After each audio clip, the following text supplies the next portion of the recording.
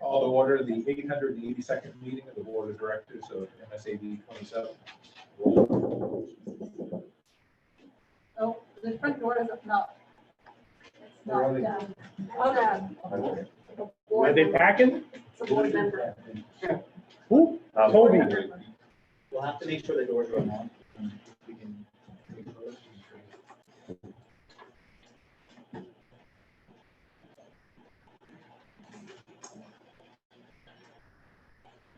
Okay. Yeah, he just texted me. That's just Toby.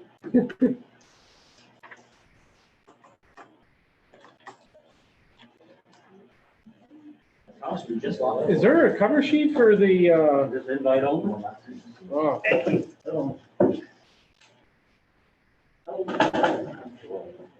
it. What's that?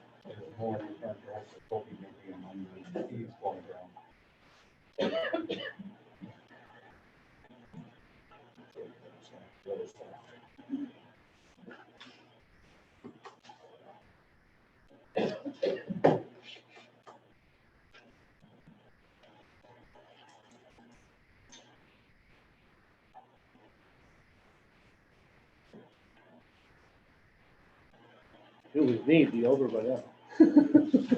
Call to order. Keith Johnbro. Here. Kurt Susi. Here. Jacob Terrio. Here. Barry Ouellette. Here. Gary Sidley. Here.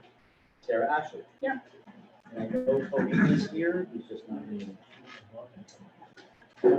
Adjustments to the agenda. You do have adjustments to the agenda. Your agenda has all the adjustments. I sent you all an email earlier apologizing. But we've had interviews and transfers and vacancies in the past 48 hours that have caused quite a bit of things to happen. So you'll see all of the adjustments listed. And they were also included in your board notes, and they're also included throughout the agenda. So should be able to roll with it.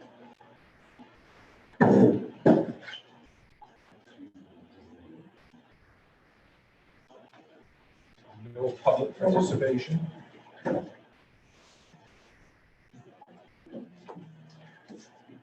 Move to approval of the minutes for the 881st meeting. Second. Any discussion? Sarah, All in favor? Unanimous. Approval of financial statements for June 2020. we'll have to table the June financials or not. Superintendent's report. First thing that I have under superintendent is the Corona relief funds update. We had a message last Friday from the department explaining to us that Governor Mills had passed a coronavirus relief fund, the fund they're calling CRF, 165 million statewide. The allocations for each district have been distributed by different factors. So there is a base factor, then it goes through special education, ELL learners, disadvantaged, homeless, substitute, software, technology, PPE. So you can see the list of different factors for the CRF funds. The funds need to be spent in this calendar year. In fact, we are on a timeline to have to pass our submit our application by the end of this month. And they're going to review those applications, and then mid-September, they may roll out a reallocation based on what the districts have applied for to spend. Our district's allocation for CRF funds is 306. And these funds are specific to anything that has risen as a cost because of the coronavirus. We can go as far back as March 1st in applying for whatever cost we have. So we know that we had some transportation costs, perhaps with the school lunch deliveries. If it wasn't fully funded, we can go back that far and pay the fuel costs if they weren't fully covered in our reimbursement. So things like that we can backdate. We cannot fund anything that is in our regular budget from last year or this year. So So anything we budgeted for, any positions we budgeted for, we can't use the CRF funds for that.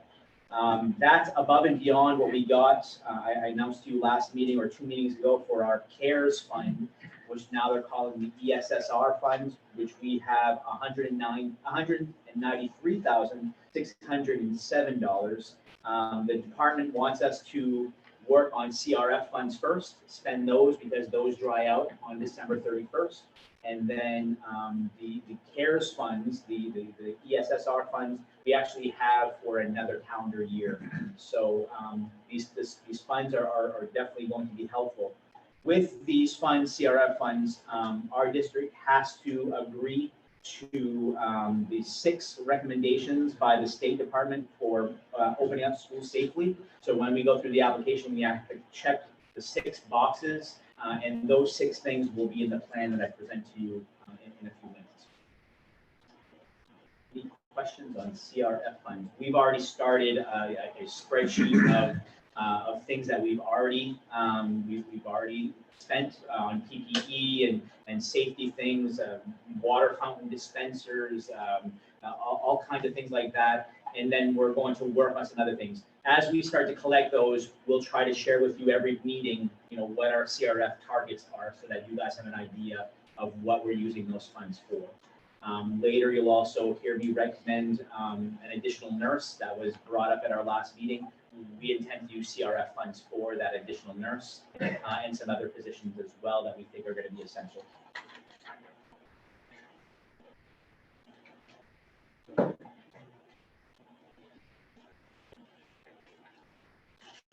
Any questions on that? I'll move to revenue forecasting information. Governor Mills announced on Wednesday that, and this was Wednesday of last week, not today, that the Revenue Forecasting Committee projected state general fund revenues will decrease by $524 million in this fiscal year for the state of Maine. Further decreases will happen in subsequent years. So that is not a good picture, but we did expect it. We've been talking about, that revenue forecasting and what it's going to mean for all of the different departments for Maine, but especially schools that impact us. There's no further guidance on that. It's just an announcement.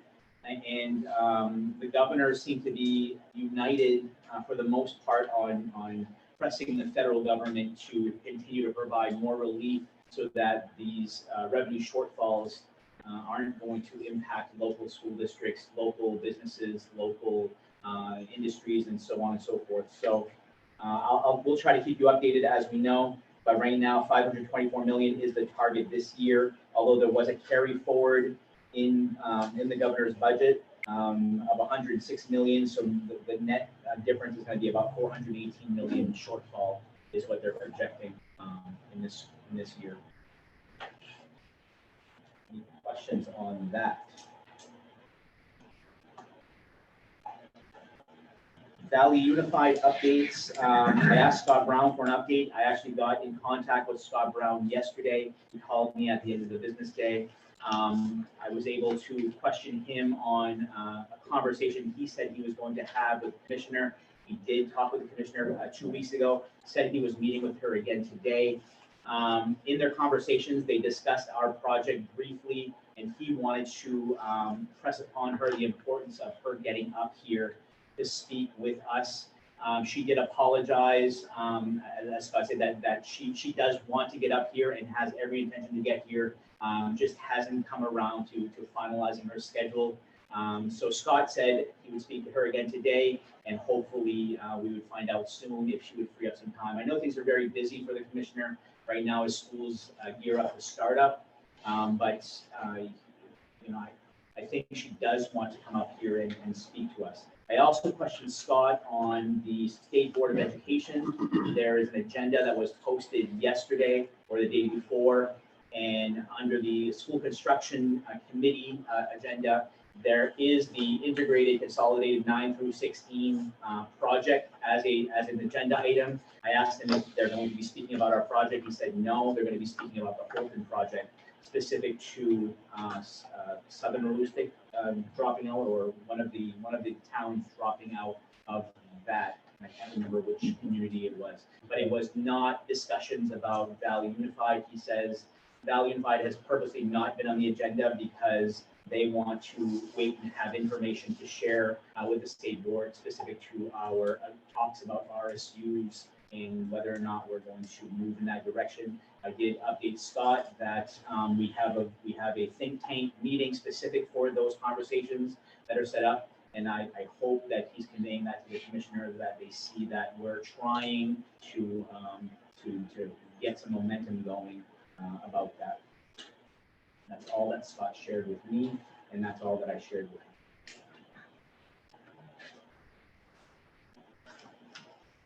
I think we just want to go right into think tank. That's the next item. That's the next item. Yeah. Good segue. Yeah, good segue. Think tank, we were originally scheduled for Tuesday, yesterday. Toby did suggest that since the other boards weren't going to be meeting, we weren't going to be meeting, 33 hasn't met, that we should reschedule. I reached out to the think tank folks and they all agreed. So we're going to be meeting next Monday at 5:30. We were supposed to have a school board meeting that Monday. We had changed it back to August 10. I'm going to propose that since it's only a week away, that we push that back to its original date. So we'll talk about that later. But we will be having our think tank on Monday. I did bring this same agenda item up to the Madawaska School Committee meeting on this past Monday, let them talk about their concerns. Mr. Kent did, advocate for the Madawaska School Committee that he hopes that we have cooperation moving forward. They did speak specifically to the site, that they hope that the site selection is not going to be something that we're dwelling on. I did share with them that your concerns, one big concern that you guys are going to bring to the think tank, and you already have, is going to be specific to the representation on that board. Yes, for the RSU, but you also do have some concerns right now with the representation on the Valley Unified Board. So I did share that with them as well. As I mentioned to them, I think this is a good time to share with Gary and Toby what is it specific that you want them to bring to the table when they go represent you next month.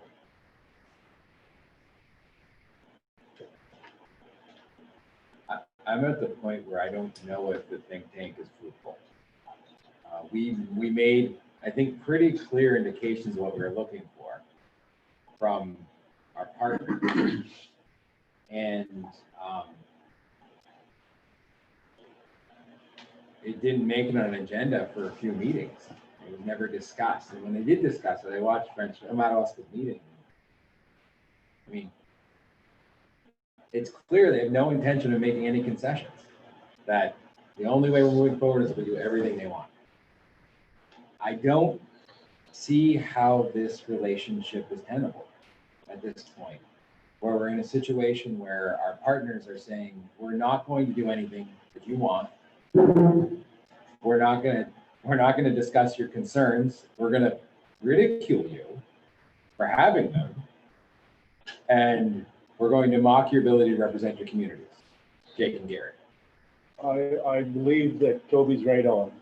I think that we're wasting our time on the path that we're on now with two other parties.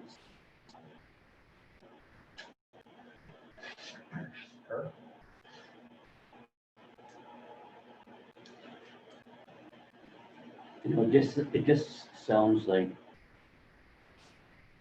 I think the majority of the membership is not in support of the proposed site.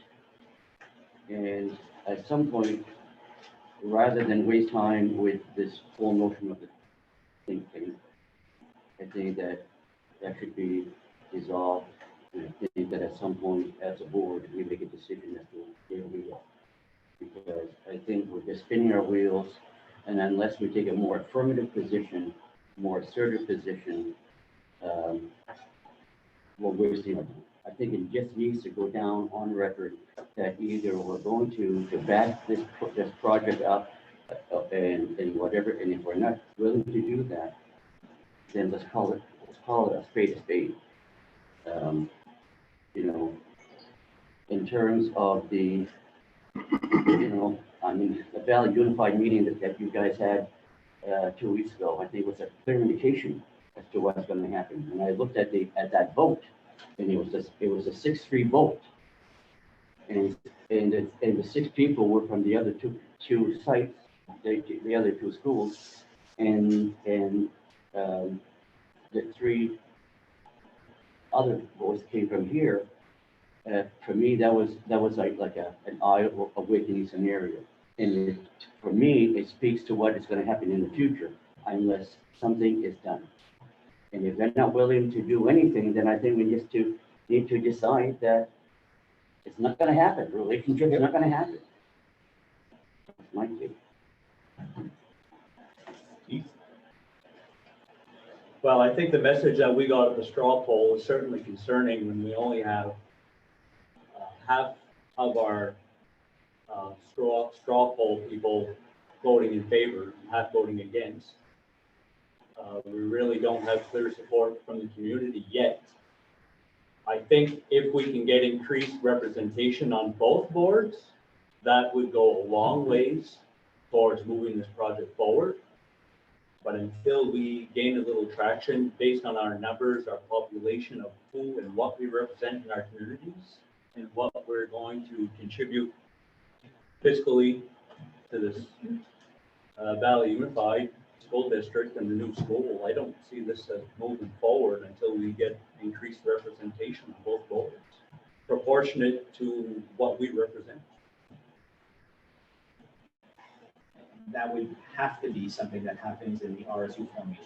That's part of the process that is in law. Well, I think there's a few things that have come to light with the Valley Unified Board as well. And fiscally speaking, I'm just a little bit concerned of what the Valley Unified Board can and cannot do.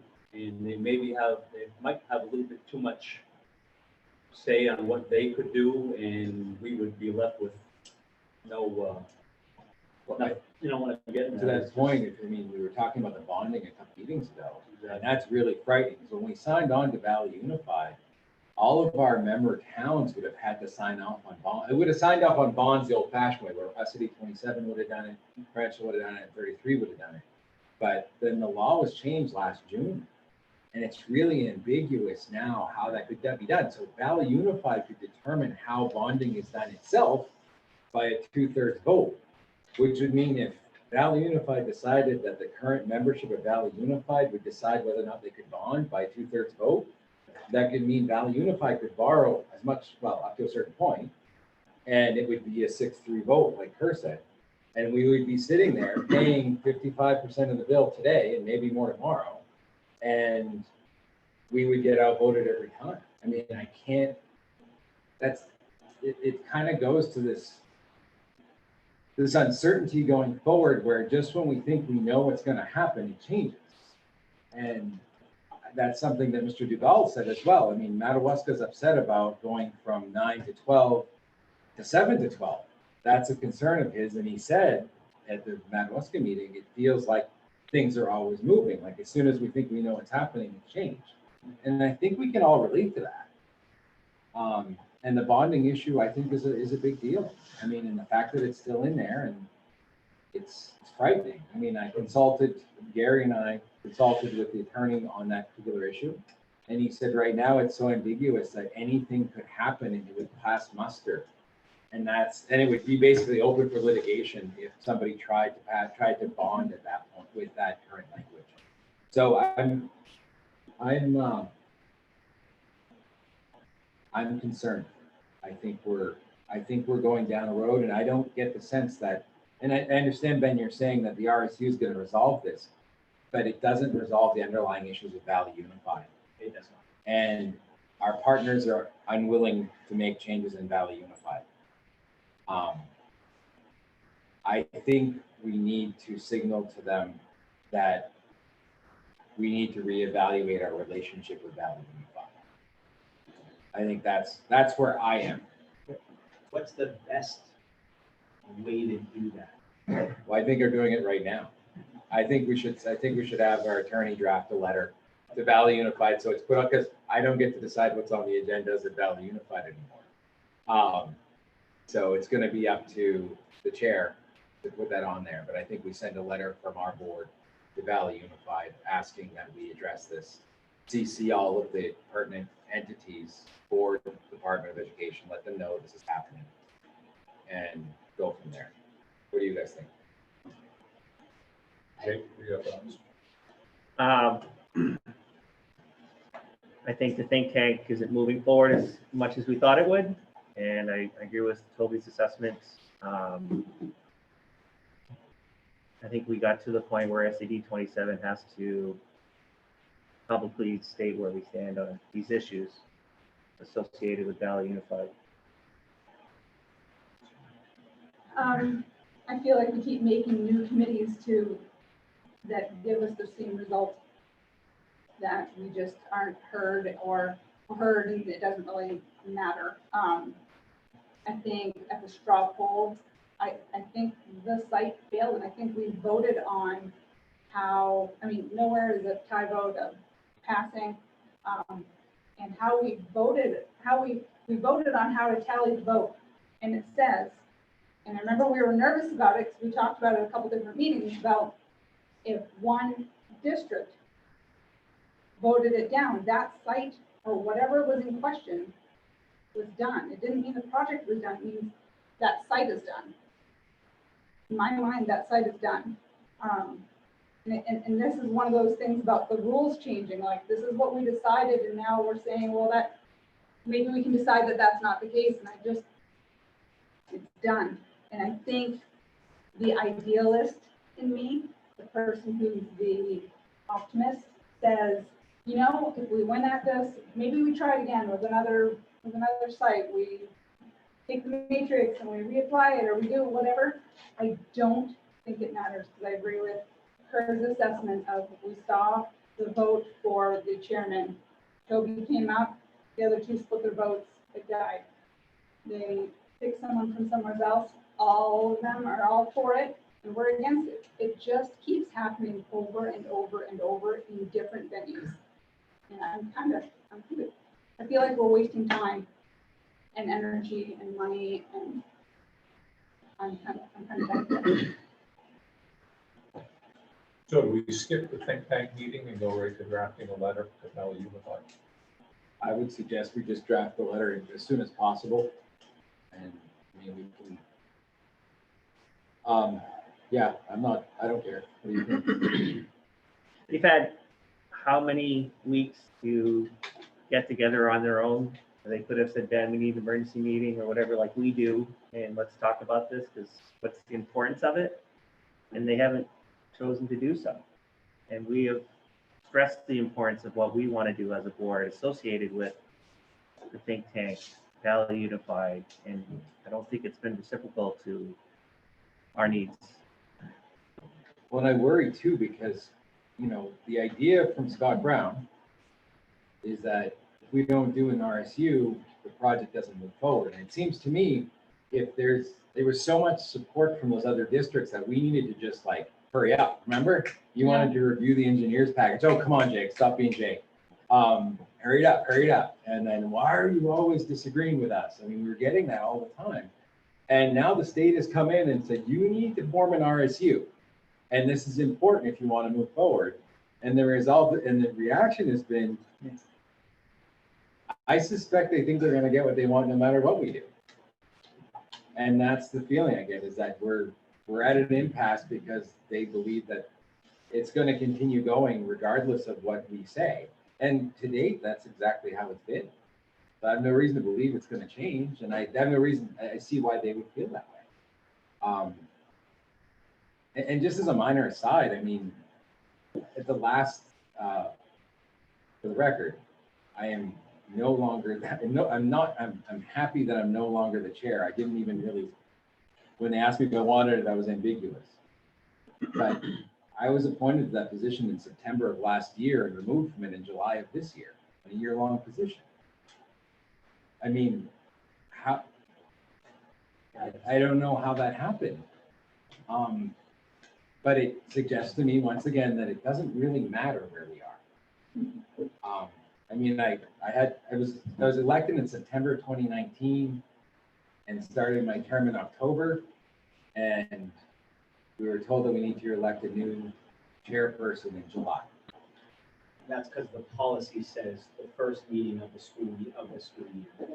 But we haven't approved the policy. We only did a first read. There's no policy.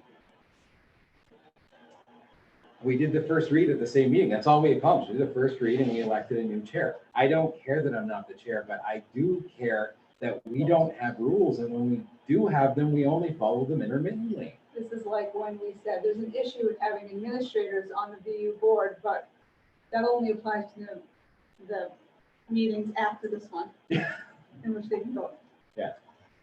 It feels so slippery. And I'm not happy. I believe that if they want to go and have their think tank meeting, they ought to have it. I think that they need to understand that we will not be playing if we don't have at least 50-some% of the vote. Absolutely not, because we can't have the 6-3 anytime. We even it was 6-3 when we asked just to slow the thing down. It was 6-3 then. We just want to slow it down, take our time and look at this again. 6-3. That's what's going to happen forever and ever. That's why we need to bail, take our ball and go home.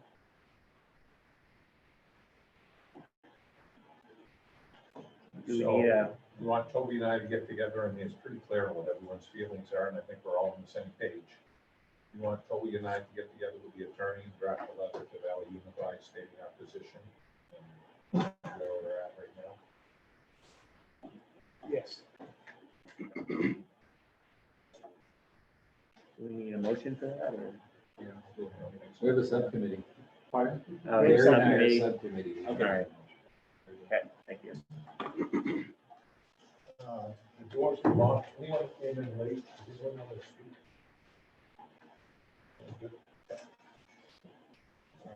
Items of business, old business. Okay. We'd like to present an updated reintegration plan at this time. Before I do, I need to tell you all that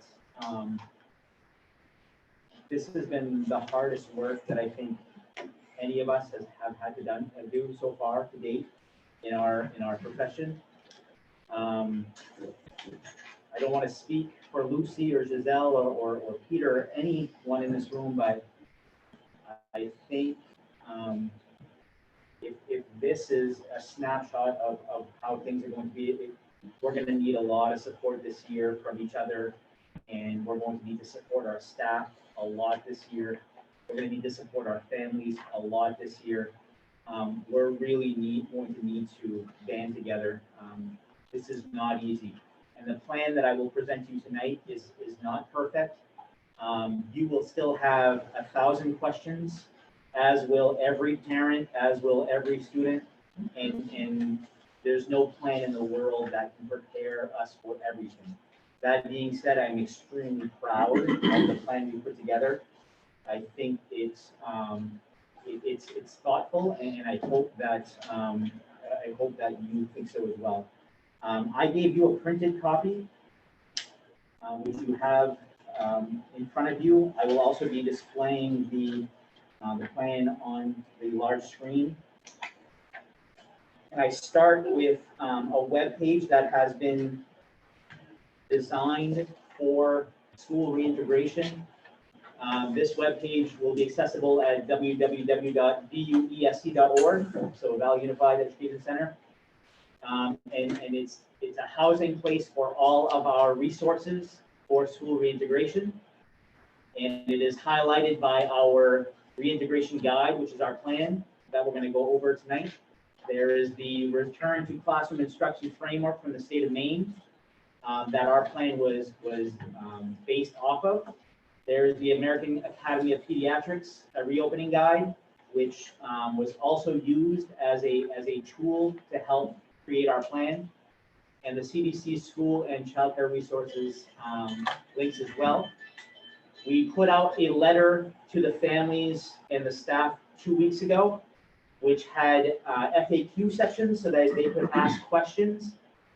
These links go to those FAQs so that you can see the questions that have been asked and Peter and Sharon have done a wonderful job keeping up with answering the questions as they come in and updating them as we know more. So this is a wonderful resource as well for the families to have and for our staff to have. And it's specific to all the different sections of our guide, so physical health, social, emotional, behavioral, mental health, academic learning, expectations for hybrid and remote learning, and then other considerations. We have our outline that we presented to you last meeting, which is essentially our slideshow. That's there as well.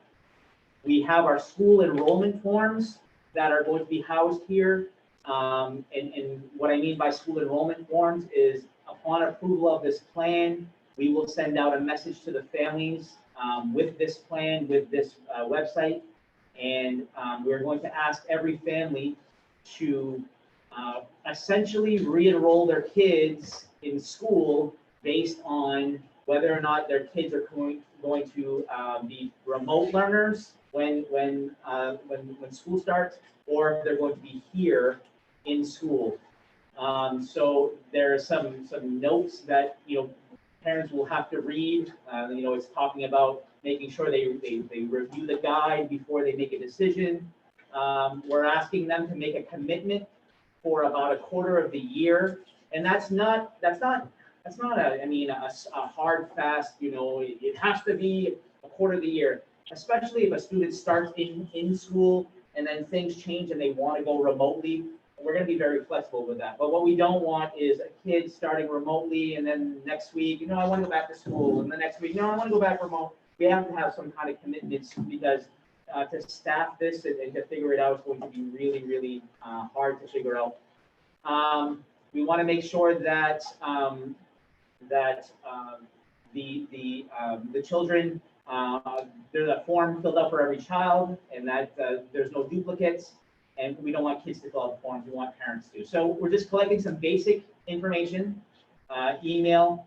We're collecting, the name of the parent, the address, phone number. The reason we need this information is we want to update all of our emergency alert systems, which gives you the phone call, the email, and the text. We want to make sure we have all that. We want to make sure their residence information is up to date for busing reasons. We ask the name of the child, the grade level of the child, and then we ask the statement, we ask them to choose what they're going to be doing this fall. Are they going to be in classroom, following all the guidelines? Are they going to be in remote learning, following all of the expectations for remote learning? Or are parents going to opt to homeschool because we know they have the right to do that, and some have been vocal about possibly choosing that as well. If a parent chooses that their children will be in school, we're asking them about transportation. Are they going to be using the bus or not? It's going to be very important that we have this because we found out yesterday that we had to dial back, and now the direction from the state is one child per seat. Peter, how many seats on a bus? 24. How many? 24 or 26, depending if it's a 72 or a 77 passenger. 24 or 26 seats. That's what we can transport on a bus. So we're going to be looking at if there's a lot of kids needing transportation, we're going to be doing a lot of bus runs.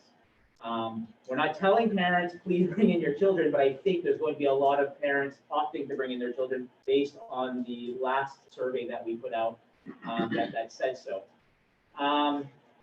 We're going to remind parents that if their children are in classrooms, face masks are mandatory per the department guidelines. Face shields can be used with a doctor's note. If there's no doctor's note, it must be a face mask or face covering. And that's straight out of what the DOE is requiring of us to open schools safely and to access our CRF funds. There will be children and staff members who cannot wear these. They have breathing conditions that do not allow that. We're encouraging them to get that doctor's note. We will supply the face masks if families don't have them. We will supply the face shields if families don't have them. We're not asking them to do that themselves. So the family has to make sure that they understand that. We're asking if their children are going to need some additional counselor or social work services based on their experiences so far, yes or no. And then we're asking the family if they need a thermometer to help with their daily monitoring. One of the requirements is going to be self-screening before you come to school. And part of that self-screening process is taking a daily temperature check. Northern Maine Medical Center we've given the green light from Northern Maine Medical Center. They're actually going to supply the thermometers for us once we figure out how to get the thermometers we need. So that's going to be something as well that they have to answer. Those are the only questions we're asking from families with respect to kids coming back in school, because that's the most essential information. Who's coming back? Do you need a bus? Are you realize you're going to wear a face mask? And do you have what you need for supports and to be able to take that daily screening? If a family instead chooses that their child will be in remote learning, they are not coming to school in class, we're asking them if they need the technology device that's required. We're asking them if they have the sufficient technology support. If a family answers no to this, we're going to be calling them and saying, you understand that you want to do remote learning, but you don't have the internet that can support it. That is an impossible task to do. And we'll have those conversations at that time, because remote learning is going to be very, very specific this time and not emergency learning like it was in the spring. The next question alludes to that. Did you review the learning core values matrix in the plan with the expectations of students in the fall? Those expectations are very clear, and they're developed just like the expectations when they're in school according to the core values. And it's specific to technology use, communication, academics, social and soft skills. No more PJs during class time on Zoom. I mean, that's not something that would happen in class. It's not something that's happening here. And you're going to follow your schedule. If you're a high school learner, you're going to tune into your classes at your regular class time. So these are all things that the families need to realize when they're choosing remote learning. It's not what you were doing in March and April, although we did a great job. It's going to be a lot more specific for student success, because we want the kids in classroom and the kids remotely to have the same outcomes as best that we can. Again, it's not going to be perfect, but that is the expectation we have. And they're answering that. And then do they need the social emotional supports? Because we still have to support those remote learners at home as well.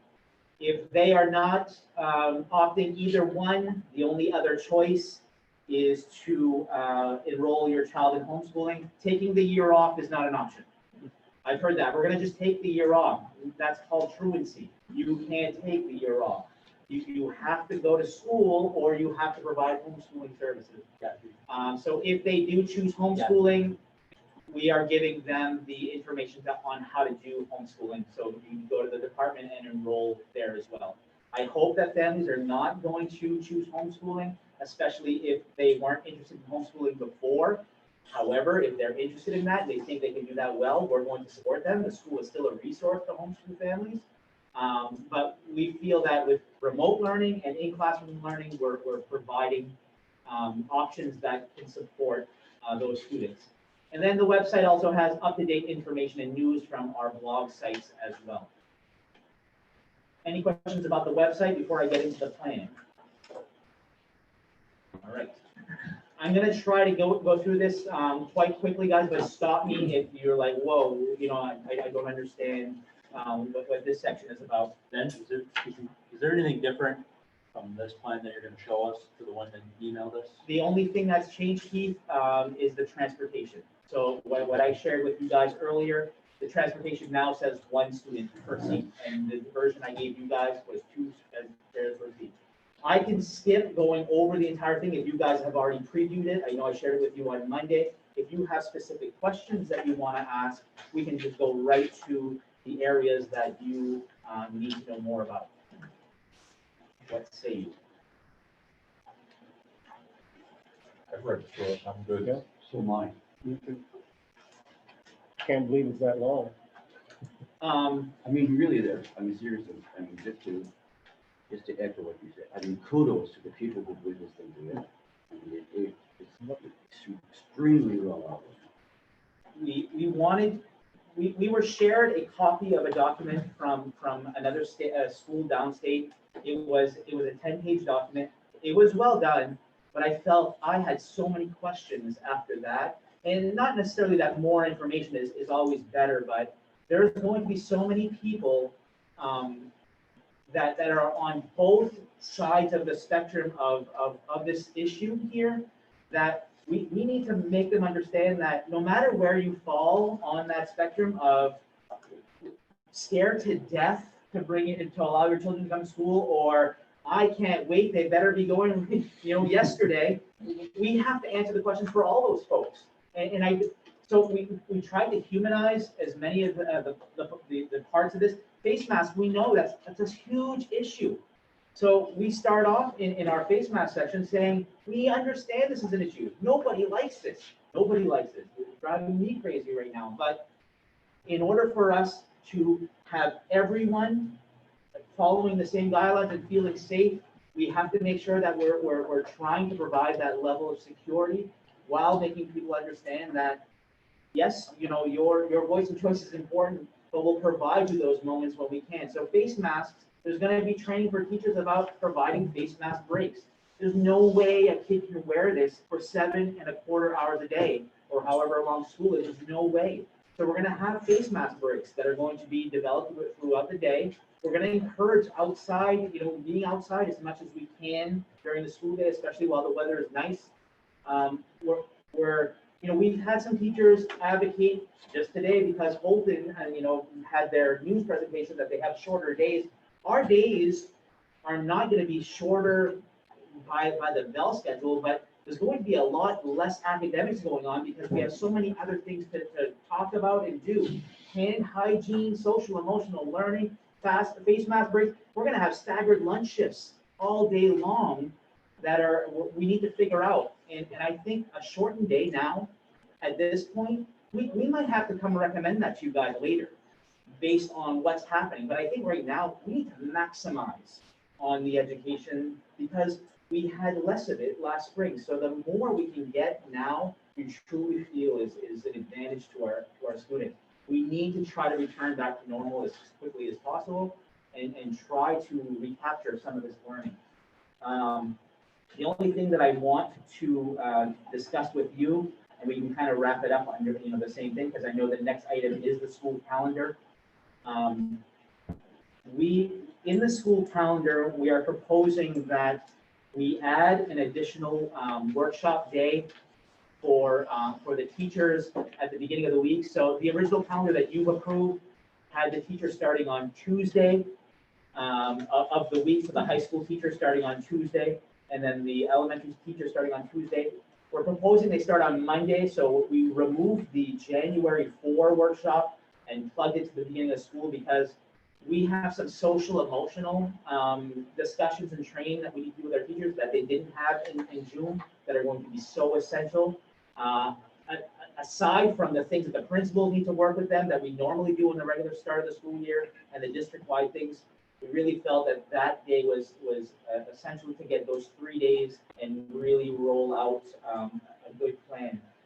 We also want to take advantage of half of our student population leaving on December 21 for harvest, and we felt that would be a good time to bring back pre-K. So delay pre-K for 2 weeks because our kindergartners are going to need so many supports, and we feel by having Miss Becca and Miss Andrea working with our kindergarten teachers, they're the friendly face to those little ones. Those are the teachers that they last saw. Having them working with the kindergarten teachers, and then that would allow the kindergarten teachers to go help out with the first grade in pockets so that they could have closure with their kids from last year. We really feel that it's important that we have kind of like a teacher step up. We're not bringing the kids back to their regular grade level, but we're going to have that grade level teacher go work with the next grade that those kids were theirs you know, when the school ended on March 13th.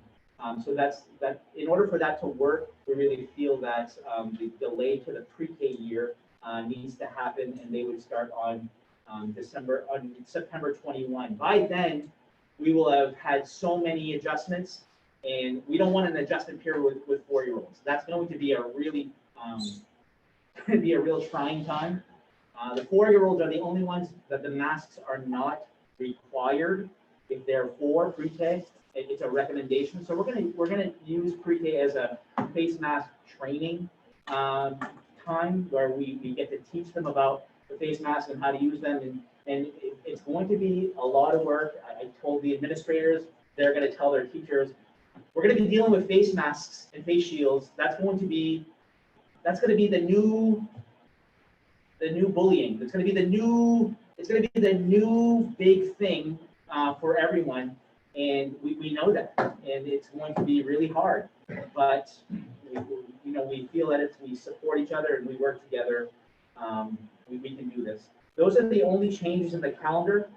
So when considering the calendar, note that, and because January 4 is now a regular student day, we were able to put the last day of school back to the 16th instead of the 17th, because we recaptured an extra student day on the 4th of January. Anywhere in the plan you want me to go to and discuss further? I have about Sarah a has million. like 15 questions.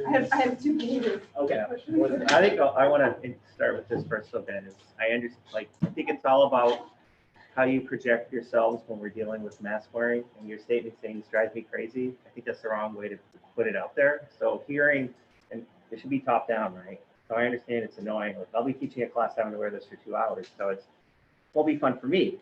However, I think you cannot have any teachers, any administrators having that negativity associated with mask wearing. And so if you could do anything when you're doing the social well-being teaching and talking with your staff, you have to stay away from that as much as possible. Well, absolutely. It's just like wearing a Yeah. seatbelt, right? Sometimes you're like, oh, but you do it because you know it's Yeah. protecting you.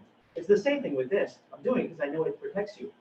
So you're right, absolutely. We definitely have to teach not only the health benefits, but we do have to humanize a little and say, guys, I know it's uncomfortable. I know it's hard. We'll have a mask break in 30 minutes. So we're going to have to work with kids a lot with those conversations. Absolutely. Sarah? You ready? Yes. So the governor extended the emergency Today. today? Yeah.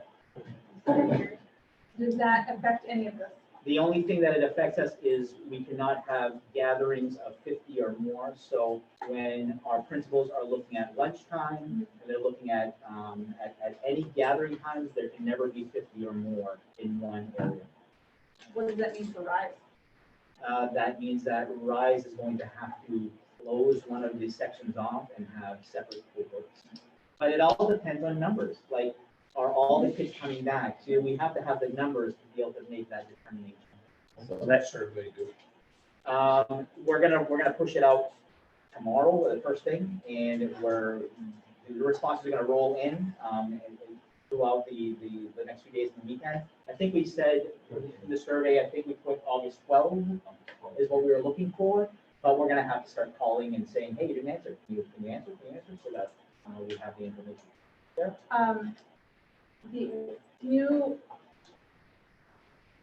What is it? I fully agree with you on the support and supporting our teachers, and seeing what the teachers went through last spring is awful, and I don't want a full year of that. I am terrified of teacher burnout. Can you, and I know it's different in different buildings, can you tell us what the teacher work day is going to look like? It's gonna look different at the elementary level than the middle high school level. The elementary level, we are going to, of course, wait for our survey data to come in. But we're going to have remote kids and we're gonna have live in classroom kids. They're both gonna need teachers. At the elementary level, a teacher cannot do both. So I can't expect Tamar to manage remote learners and her in-classroom learners at the same. It's not possible for littles like that. because the remote learner needs so much support. It's not like a middle high school kid where they can manage the technology, they can follow a schedule, they need those supports. So we're gonna work with the teachers on, once we find out how many students are remote, how many students are in classroom, and then assigning teachers to one or the other. That may mean that a classroom teacher may not necessarily be a second grade teacher with only second grade learners, because we don't know what the numbers. So you might have some second, third grade learners inside your classroom, and your remote learners might be second, third, fourth graders, you know? We're gonna try to keep it as equitable as possible, but it was important to us to make sure that our elementary teachers are not managing both at the same time. For our middle high school teachers, Mr. Coletta and his staff have worked on reducing the class schedule from 6 classes a day to 3 and 1 intervention period. So with 3 class periods a day of instruction, we feel that a remote learner can tune into class during the instruction period. And then all students, you know, have their required work. Once the teacher teaches, so if you have an 80-minute block, you're probably teaching for 20 minutes of that block, and then the rest is work and support and those types of things. We are going to secure some technology with a camera device where when a class starts, just like our meeting here, the teacher is starting a Zoom meeting, recording it, and then the remote learners are in class during that time. What's going to be very tricky is, and we're in a better position here at CHS where we have multiple teachers that teach multiple subjects. But what happens if we have a remote teacher who has a doctor's note that they can't come into school, yet they have kids that have a live classroom that need them, right? So, you know, teacher A is teaching from home, the kids are, some are remote, some are in classroom. We're going to have the tech in that classroom monitoring the live kids while the teacher is teaching from the remote location. So that's how we're trying to start. We think that it's doable at the middle high school level, especially if the families are, if they're saying they're going to follow those core values. Those core values say you must attend class on time. You know, it doesn't matter if you're at home, you're attending class, you're not working, you know, like you were, some were when we did this before. It's not gonna be perfect, but that's how we're approaching it. So that, was it the 4th block is for intervention and recap? It's actually win time, so it's both intervention and acceleration. It's what I need time. Okay, So we realize that some kids did really well in remote learning and they're ahead of the game. We don't want to stifle them and hold them back. We don't want to hold kids back for any reason, and we want to support them with the interventions we need. So win time, what I need, acceleration or intervention during that time. So what's the typical day gonna be like? Classes start at what, 8:10 or whatever? Yeah, we're gonna, Steve, do you know what the bell schedule is developing like here? Well, we're asking teachers to come in earlier. They used to come in at 7:45. Now they're gonna be coming in at 7:30 because we need to ensure that students that are coming off the bus are not gathering in the halls and such unsupervised. They're gonna need to go to their first period class right away. So teachers are gonna have to come in earlier for 7:30, but then we'll back that up in the afternoon. So instead of having a 3:15 end of day, their end of day will be at 3. As far as the schedule is gonna be 80 minutes from once 7:45 starts, that's where class will begin, and we'll be going every 80 minutes from there, and we'll figure out some other warrior time, noon time, and stuff like that. Lunch. Are you gonna have increased like outdoor time? We're gonna try to promote that as much as we can. In fact, you know, if we can have lunch period, some kids eating lunch on nice days, we're gonna definitely have to do that as well. We wanna promote that. We know that it's healthier outside, so let's do that. Staggered class switching, right? We can't have 100 kids in the hallway, right? That we can't. We can only have 50. So figuring out a staggered way to switch classes, making sure that we try to do as many one-directional hallways as possible. Or staircases, the staircase here in the middle of the high school might be an up only, and the one down the other end where VRMS, that's a down only. You might be encouraged to walk this hallway only this way, and then you gotta go upstairs and walk that way if you want to go back. So one directional hallway, same thing at Fort Penn Elementary, just because these are the guidance that we have that are safer. So some of the feedback I've heard from teachers has been cleaning time, downtime. So how do you plan to incorporate that into a typical workday? We're going to do the best that we can with what we have and then adjust accordingly. We're going in the survey and we meet with the union, the teachers union every week now. So we're having these open conversations. We know that teachers aren't required to clean their classrooms, but we have teachers that are saying, please let me clean, throughout the day. So we're going to supply them with the SDS sheets and the cleaning materials and the Lysol wipes if they want to do that. Absolutely, they're going to be able to do that. And then when classrooms are vacant, we're going to try to get in and fog those classrooms as best we can. Without a doubt, after the end of the day, we're having more of a deep cleaning. Weekends are going to have an even more deep cleaning, and that type of thing. But just trying to promote that we all need to help each other to keep these places clean and make sure that they're safe. Water fountains are going to be capped off, so you can't drink from the fountain. We're getting additional water filling stations so that students can fill up their water bottles and have their own water bottles. We're not going to be sharing materials, manipulatives at the elementary school. Everyone's going to have their own crayons, there's no shared.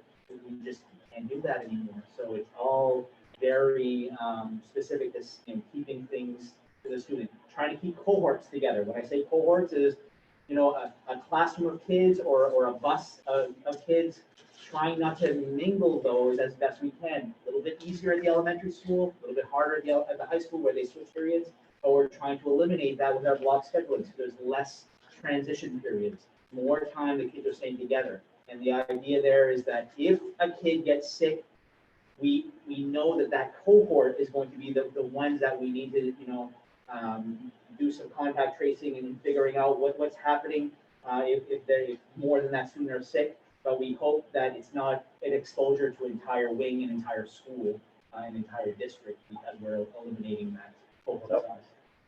So you mentioned cohort, so you're purposeful in saying one classroom, let's say first, second, third grade, is going to stay together the whole day. Mr. Neto, do you want to talk about that, Peter? Go ahead, Mr. Neto.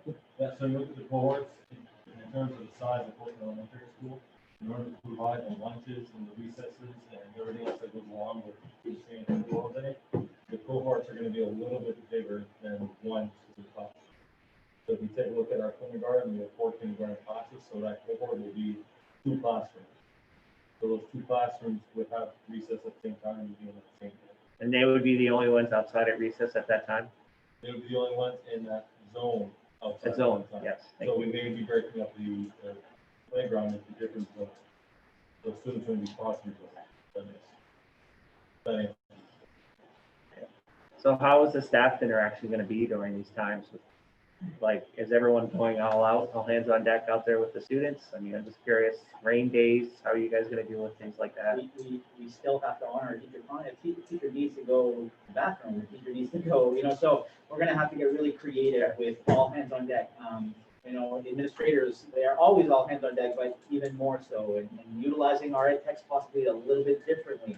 Okay. We're going to be asking you to support a position or 2 or 3 where we think bringing in some full-time subs. We're calling it, actually, I've changed the name of it, temporary support personnel, where we can use some of these temporary support personnel to go tag that teacher and say, hey, you need a break, and rotate and do those type of things, because we're going to need to take care of our folks, for sure. No, thanks. Talked about, I don't remember, the recaptured learning, and when students are starting to return, I guess I'm always thinking logistically as far as, so the new second grade class new class coming to second grade, has your new teacher, but their old teacher is coming to visit. Yeah. To stuff. Are they gonna be the same class groupings as last year? Or They're should not. they have to like They're move not. around? No, they're going to have to find their kids Yeah. and kind of make face with their kids more. It's not gonna be the same class. And they talked about like, and we had talked about this in the spring about like diagnostic testing to find out like where kids are at. We had talked about how it's better to do it in the fall when they come back. Are the remote learners gonna also be brought in to do? We're some of going that to ask them to have an opportunity to do that. So they might not be coming to school, because obviously they don't want to come into school. But if we can set up a testing area where they feel it's safe, I don't know, town library or somewhere, we need to get that data from all students. Yep. At Fort Kent Elementary, it's going to be a little different than 98 Madawaska Elementary. So those students will be dropping back to 1 week as a transition. And dropping back to For what? their previous teacher for 1 week, and then they'll be transitioning to the next grade. For what purpose? And that's to give them the opportunity to get back together. They're going to do the social emotional learning, because they're still the teachers that know the students best, know them best when they left, where they were when they left off, what their needs were at that time, how they ended up. And so they'll do that social emotional connection. They'll lay that foundation, and then they'll do some targeted assessments regarding what their skill levels are today versus where they left off at the end of the year versus where they left off when they left on March 15th. And then they'll pass the teachers. But I'm thinking part of that plan is for the new teachers come in, get acquainted with them, the new teachers at the successful grade level. They come in, get acquainted with them, and then we'll accomplish that transition. I feel like part of the reason for removing potato harvest for the elementary school is just to not have so much starts and goes and changes. And this seems like just doing that in a week. Well, I think that is planned by the building principal and the I mean, in terms of the 1 week. Well, so originally the idea was going to be doing 2 weeks. So we decided that 2 weeks was in too much, so we went with 1 week instead. The idea was that it'd be, like Peter said, would be with the previous year's teacher, where they're comfortable, where the people already know them. And that's where we can really get a lot of the new SOPs out of the way in terms of what Matt's doing with like what washing your hands. For instance, in the hallways, using the one direction, and using those signs. So we felt like that was going to be a better transition for the kids coming into the new school year, and starting off fresh with people they may not. I appreciate that, Robbie. I think that's a great idea.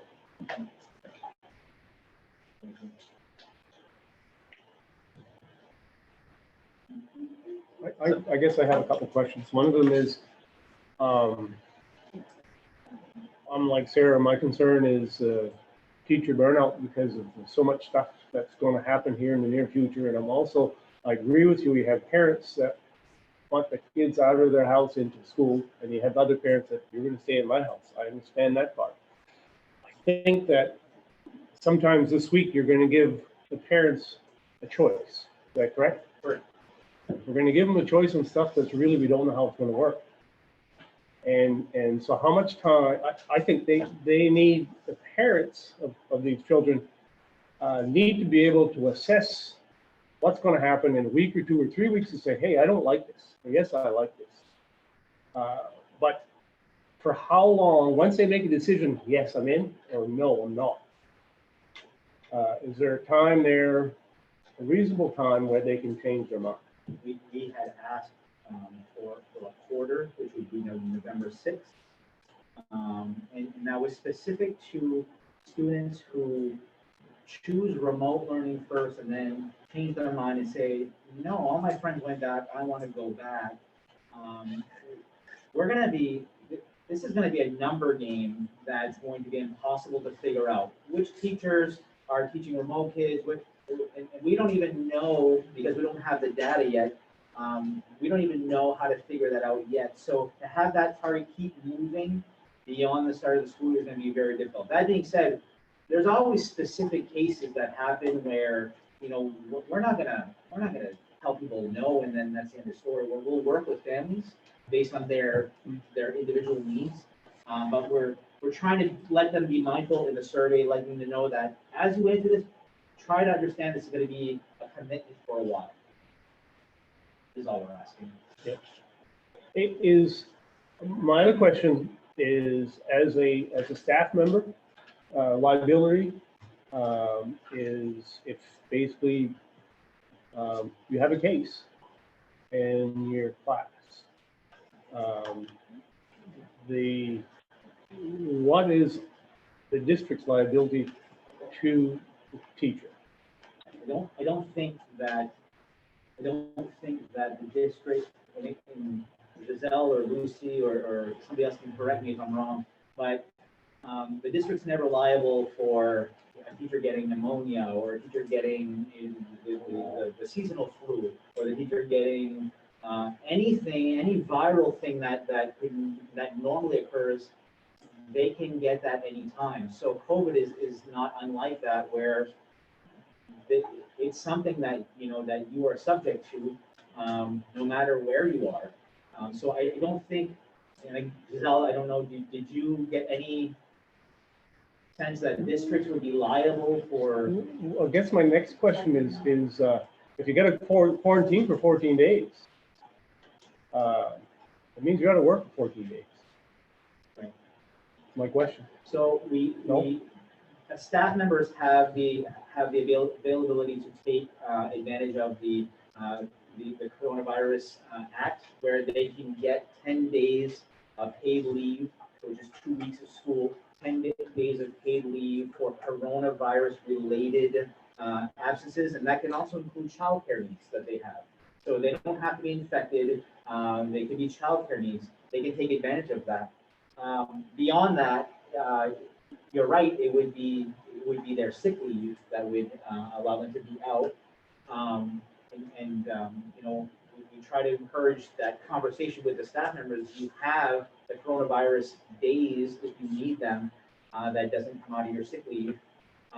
Also, a staff member can, in lieu of the 14-day quarantine, and Dr. Hart, are you here? Can they take a test instead of the 14-day quarantine? Unfortunately, no, because the 14 days is incubation period. So I specifically posed this question to infectious disease just to make sure. But you can test negative on day 5 and then still start your viral thing on day 12 or whatever. So most people will get sick within the first 5 to 7 days, but not everybody. So the 14-day quarantine is mandatory, but there's no reason why they can't work from home if they feel fine. So they don't have to be on vacation if they can Zoom their classroom and everyone goes through remote learning for 2 weeks. The same thing can apply to the student then. Correct. Yep. And so the quarantine is non-negotiable for that classroom. I mean, even if everyone's wearing masks, but if you're in the same room indoors all day, it's a cold. So that would apply to the same bus route. Everyone who's on the same bus route would have to go out as well. So that's what the school wants to do, and that's And everyone being who very had cautious. cafeteria time together would have to go out as well. Well, so that's being very cautious. If you had assigned seating, you could go by distance, and I could talk to infectious disease about exactly how far away, because it's not all day, and the ventilation. I mean, buses are kind of drafty, and it's all about ventilation. So I can get back to you, but if this school right now says, yeah, the whole bus, and that's very safe. There's only 24 kids now. So, but that's very cautious. My last question is the concern for the grammar school teacher that really can't teach remotely because the kids won't learn remotely. What are we going to do? It's always going to be a challenge. There's no software program. We can get our teachers the best software, the best hardware. Nothing replaces a teacher in a classroom.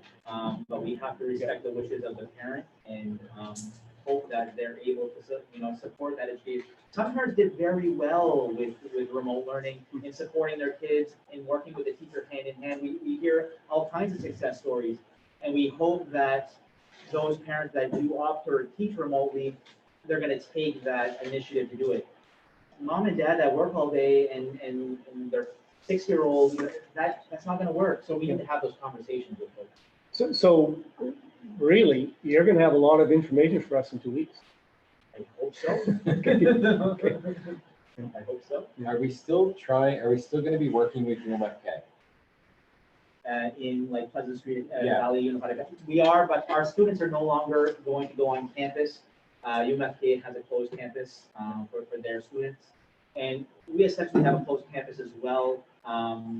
Parents won't be gathering in the lobbies to drop off kids and pick up kids anymore. So we do have the partnership. It's going to be, through our dual enrollment teachers here or online virtual learning. I know that I'm doing a class, like one class at UMFK in the fall. And my understanding is we're gonna be simulcasting.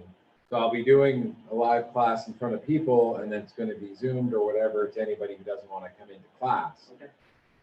This strikes me as a particularly great opportunity. I mean, if we're gonna get anything good out of this, this is something we could do. I mean, this seems like it would make it much easier for our high school students who want to participate in a class at UMFK. We might be able to, this seems like a good time to take advantage. We don't have to have our students go over to the university. They can literally sit with their tablet Absolutely. and watch business law with me if they want. Yep. Yay. And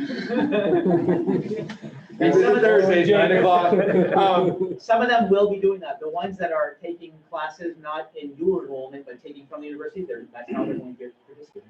I mean, I wonder if you should, I don't say push it, you don't want to do that, but that would free up an educator to do something else. If you're not going to teach accounting and you're going to say, if you want accounting, you have to take accounting at UMFK, this person now is free to do something else now to help support the students. I don't want to. Well, we have to also be careful not to push our teachers out of work by passing on the work they do to another. So that's kind of a careful balance. But we are having conversations about, what do we not have that we can take advantage of?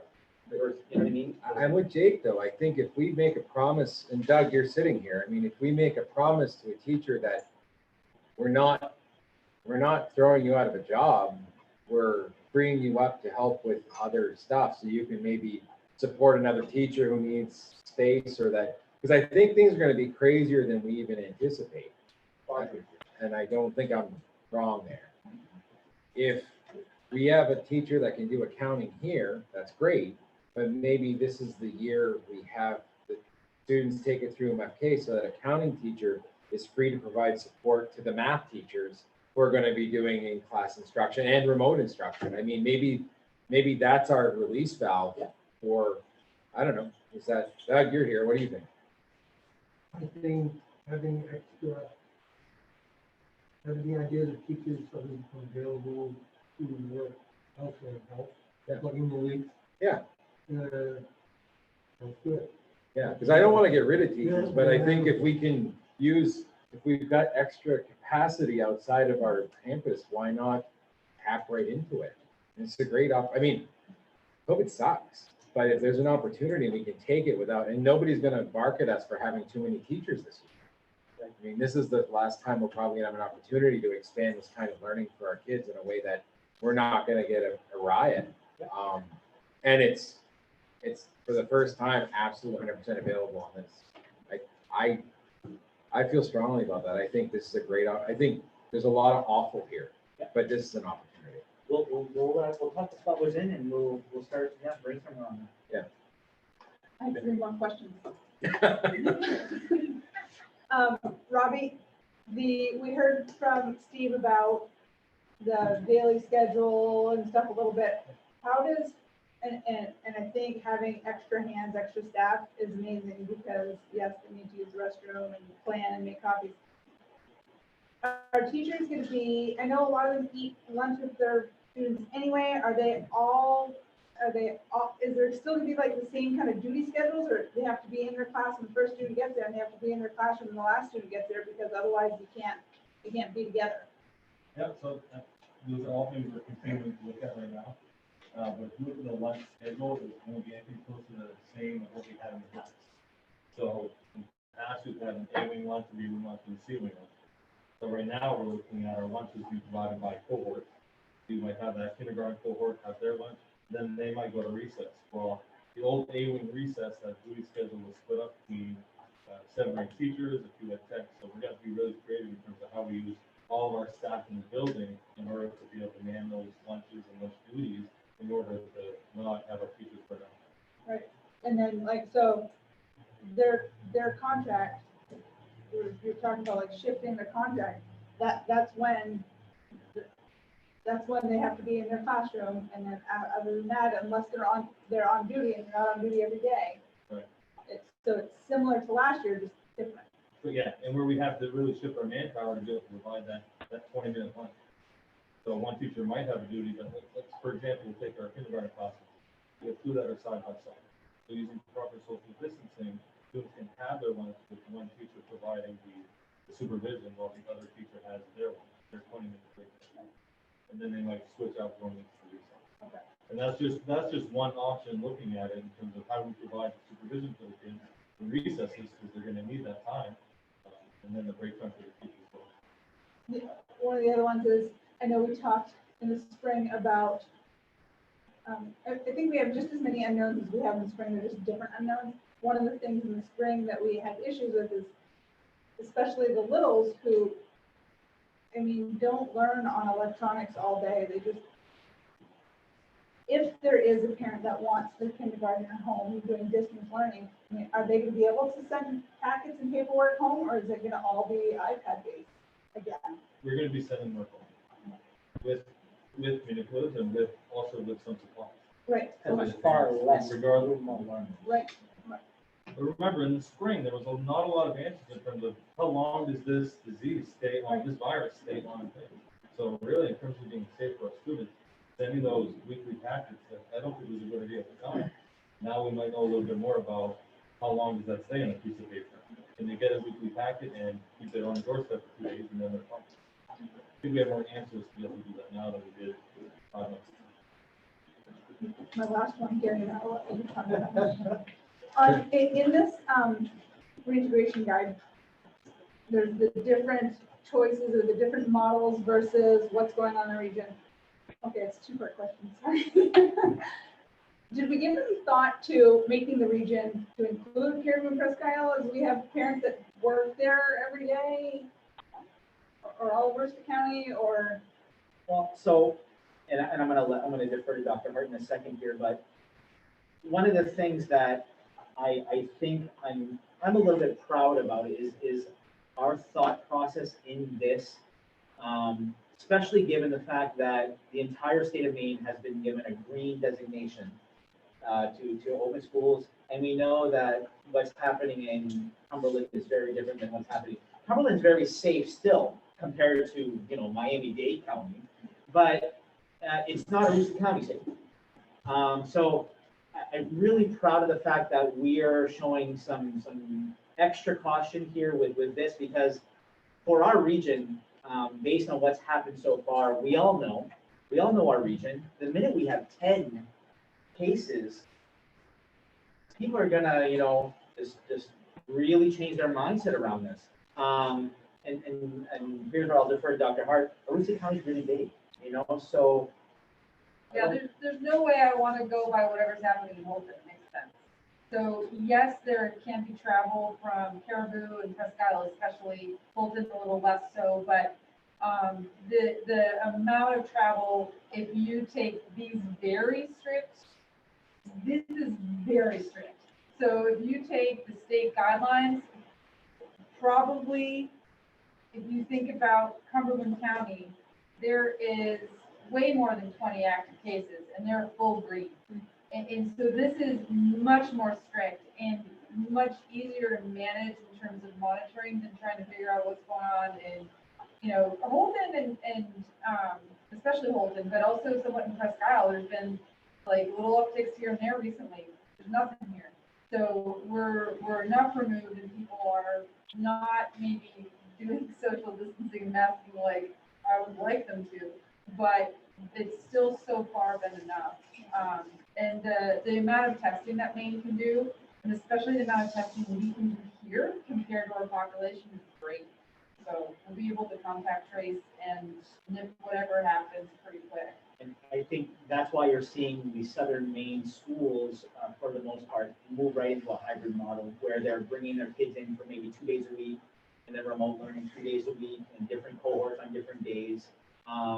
You know, those superintendents, even though they have a green designation, those superintendents are worried about, you know, the safety of their kids. So they're not opening schools like we are, providing, you know, they realize what's happening in their county. The other thing I'm really proud of on this actually is when they looked at hybrid learning model, that's very evidence-based because the kids 10 and under don't spread virus as well. 11 and up spread it about as well as adults do. So having their hybrid model, try to keep the littles in school, which not only works on an infection basis, but it also is better for the kids because those littles are more likely to need in-classroom instruction and the older ones are more likely to adapt. So the K through 4, they're pretty much the gold standard for what we want to do to maintain the school to stay open. Yeah. Right? But at that point, we would be in a full social distancing in that hybrid model where we have to have the 6 feet.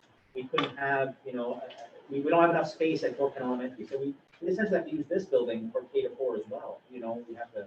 Well, I'm wondering if we want to maintain K to 4, they have to be in school, right? Barry mentioned K to 4, keeping people safe, whatnot. I mean, why, you know, why don't we just say, you know, 6 through 12 is remote learning unless you absolutely have to be in school and make that choice. My junior daughter needs to be in school. Then she can come to school, right? Right. If she needs that, then she needs that. I know parents who say, my kid did great with remote learning and mine struggled, so they have to go to school. I think that's what we're saying, because we're saying you can choose. But Can you scroll up first just a second? The other way, sorry, down. Oh, yeah. Brain injury. So, no, back up. Oh, sorry. I used to do it. Okay, right there. So I think I am on, I agree with you, Jake. The instruction choice learning model. Yes. I think what's kind of confusing is remote learning will be available to those learners who are health compromised or have family members. Or who are otherwise uncertain about the return to classroom. Okay. I think maybe your. I would just say choose to do so and take out the reasons why and the judgment and the Okay. if they want to do it this way, they get to do it this way, whether it's for health reasons or Remote learning will be available to those learners who want it. Or Yes. Who choose it. I like it. That makes me feel Feels better. better. to me Listen, too. this is the great thing about this. And so one thing I'm gonna ask of you when you approve this is that you're approving a document that's gonna change, like we'll have conversation with 33 tomorrow and they may have a little tweak that and that's okay. It says the same thing. If we have a major change, like, okay, all of a sudden now we're keeping all kindergartners home. Well, we're obviously gonna come back to you guys, but it's a live doc. So what's shared with parents, it happens on the fly, you know? I think, so I have parent feedback to discuss quickly, maybe. Sorry, Gary. So some of them want to know how quickly modalities can change, right? So if we go from a 0 to 5 to 6 to 19, like how seamless do you think that might be for a learner? And like the parents, like, is this going to be a switch and be like, okay, you were working at a job and now you're not able to work at a job and you have to stay home with your children, right? And this is what's going to happen. So I think what I like to see are examples on the website, you know, where we have model days, what it would look like between Steve and Robbie. And maybe if we could put something on our website to say, this is a typical 0 to 5 day. And then this is what a 6 to 19 day is going to look like in a hybrid mode. That might alleviate some concerns that parents have. Yeah. Because I don't know what that's going to look like, because I don't want to have to teach. If I knew that if we went to a hybrid or the full remote learning and I only had to have Monday, Wednesday, Friday to have my child do something, and Tuesday, Thursdays were off days to do something else, and they didn't have to inquire, you know, online synchronous types of activities, I think that would be much easier. So I'd be very, very curious. I think the parents would appreciate that. I know I was a parent with a kindergarten student, would like to know that I'm not required to be on Monday through Friday if this happens. I would appreciate a Monday, Wednesday, Friday, or maybe Monday, Wednesday, Thursday, Friday, or whatever, Friday off, something like we did this past spring. So I would dare say that a lot of parents might appreciate that.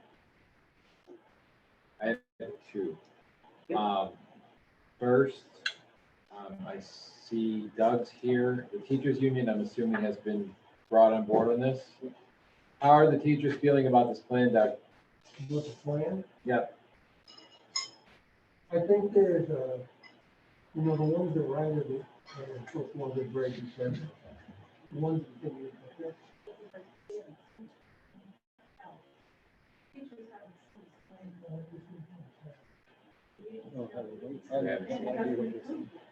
Teachers done here, haven't seen the plan. We did. So, So we don't know what to teach, what the no, conventional wisdom is around In it. general, You're they're getting- scared. In general, they're scared and your day changes and what are we doing and how is it going to be set up and they're looking for answers, there are none. and we haven't been able to give them one because the fluid nature of the plan. And just the answer like today with the buses. It was different yesterday. Are they nervous? Yes. Are we scared? Yes. Are we, don't know if we're gonna be able to go to the bathroom? Don't know when we're gonna have lunch? We're gonna sit eat with our kids? What are we gonna do when their masks are off? 6 feet distancing and you have to eat in the classroom? How's that gonna work when you have 20 kids in your classroom? There is no 6 feet. There's questions we don't even know what to ask. But the point is that we don't know. Every day it changes. Every day the regulations from the state and the federal, the CDC change. We have 2 weeks middle school we're starting. You guys haven't approved the plan yet. This is the The first school time, board needs to approve the plan. this is the first time we see it. The Welcome to plan, And the 2020. plan keeps changing. It has to, because the plans keep changing. I'm not blaming you then. no, the plan was different yesterday. The plan, so it's very challenging. It's kind of hard to tell the teachers what we're gonna do because you send them, you send them an email and say, this is what we're gonna do, and then tomorrow or an hour later, oh, no, that's changed. But you guys have to realize that you have our lives in your hands. Well, we do realize, and I want to just let you know that we were supposed to meet on the 10th. And we moved it back because we didn't think that was fair to the soonest date we could, which is today. We don't, I'm asking you because I am concerned, because I can't imagine going into where you're going into. I'm going into court not knowing if I even have to be in court some days because they change our court days at the day before our court date. But us, Yeah. As educators, we've always been, we don't know what one day's going to bring Yeah. to the next. This is a whole other level. And this is, I'm really concerned that we're not gonna go to the bathroom all day. That already happened before anyway. That's kind of been the life of the teacher, our bladders are all shot by the time of 40. But, it's gonna get worse. And then how am I going to deal with, a child who takes up COVID at school and then has to deal with their grandparent dying? How am I gonna deal with that? How am I gonna look them in the eye and help them through that? Yeah. That's where I think where most of us are, because, and there's no answers to give. You can make a plan, it changes every day. It's frustrating, it's scary, and it's terrible, but it's life right now. I mean, when we had to deal with probably a school shooter coming in, at least we could see them coming. We can't see this coming. I mean, I look here, I'm not chastising you guys, but 6 of the school board members here are not wearing masks. Guys, we've been in this room for how many minutes? CDC data has proven that time spent right now in this room, if any of us have it, you guys are done. So, how many children have parents at home that aren't going to wear a mask, or even if they come in, they're going to wear a mask, but still have that mentality that I'm not chastising you guys. Well, maybe I am. Maybe a little. Sounds like. Okay. That. So I look at that and I think. So I don't know if I made my point, but we're all scared. We have no answers. You have no answers. We get answers. They change daily. They change hourly. Do you think there's enough time between the approval of the plan and the first day of school? If you don't think there is, given that the governor has already said the school year is flexible, that may be a fact that we ought to look at. What we said.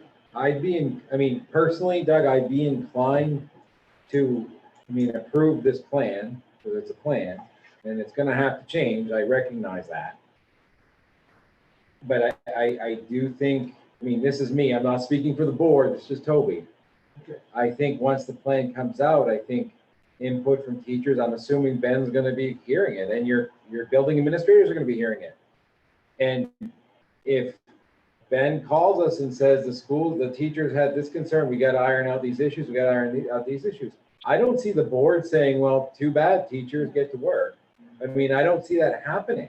I think if there are issues, they come forward, we need to deal with them, period. And I think the reason I'm glad you're both here is because we've got the whole union and employee relationship, which is always weird and uncomfortable. But from a human perspective, you're the people who care for my children. And I want to know what you have to say, but at the same time, we got to go through these processes, and it sucks. I'm inclined to say I think we're going to approve this today, but I think there's a lot of tweaking because we don't know all the answers. But I want to keep hearing from you.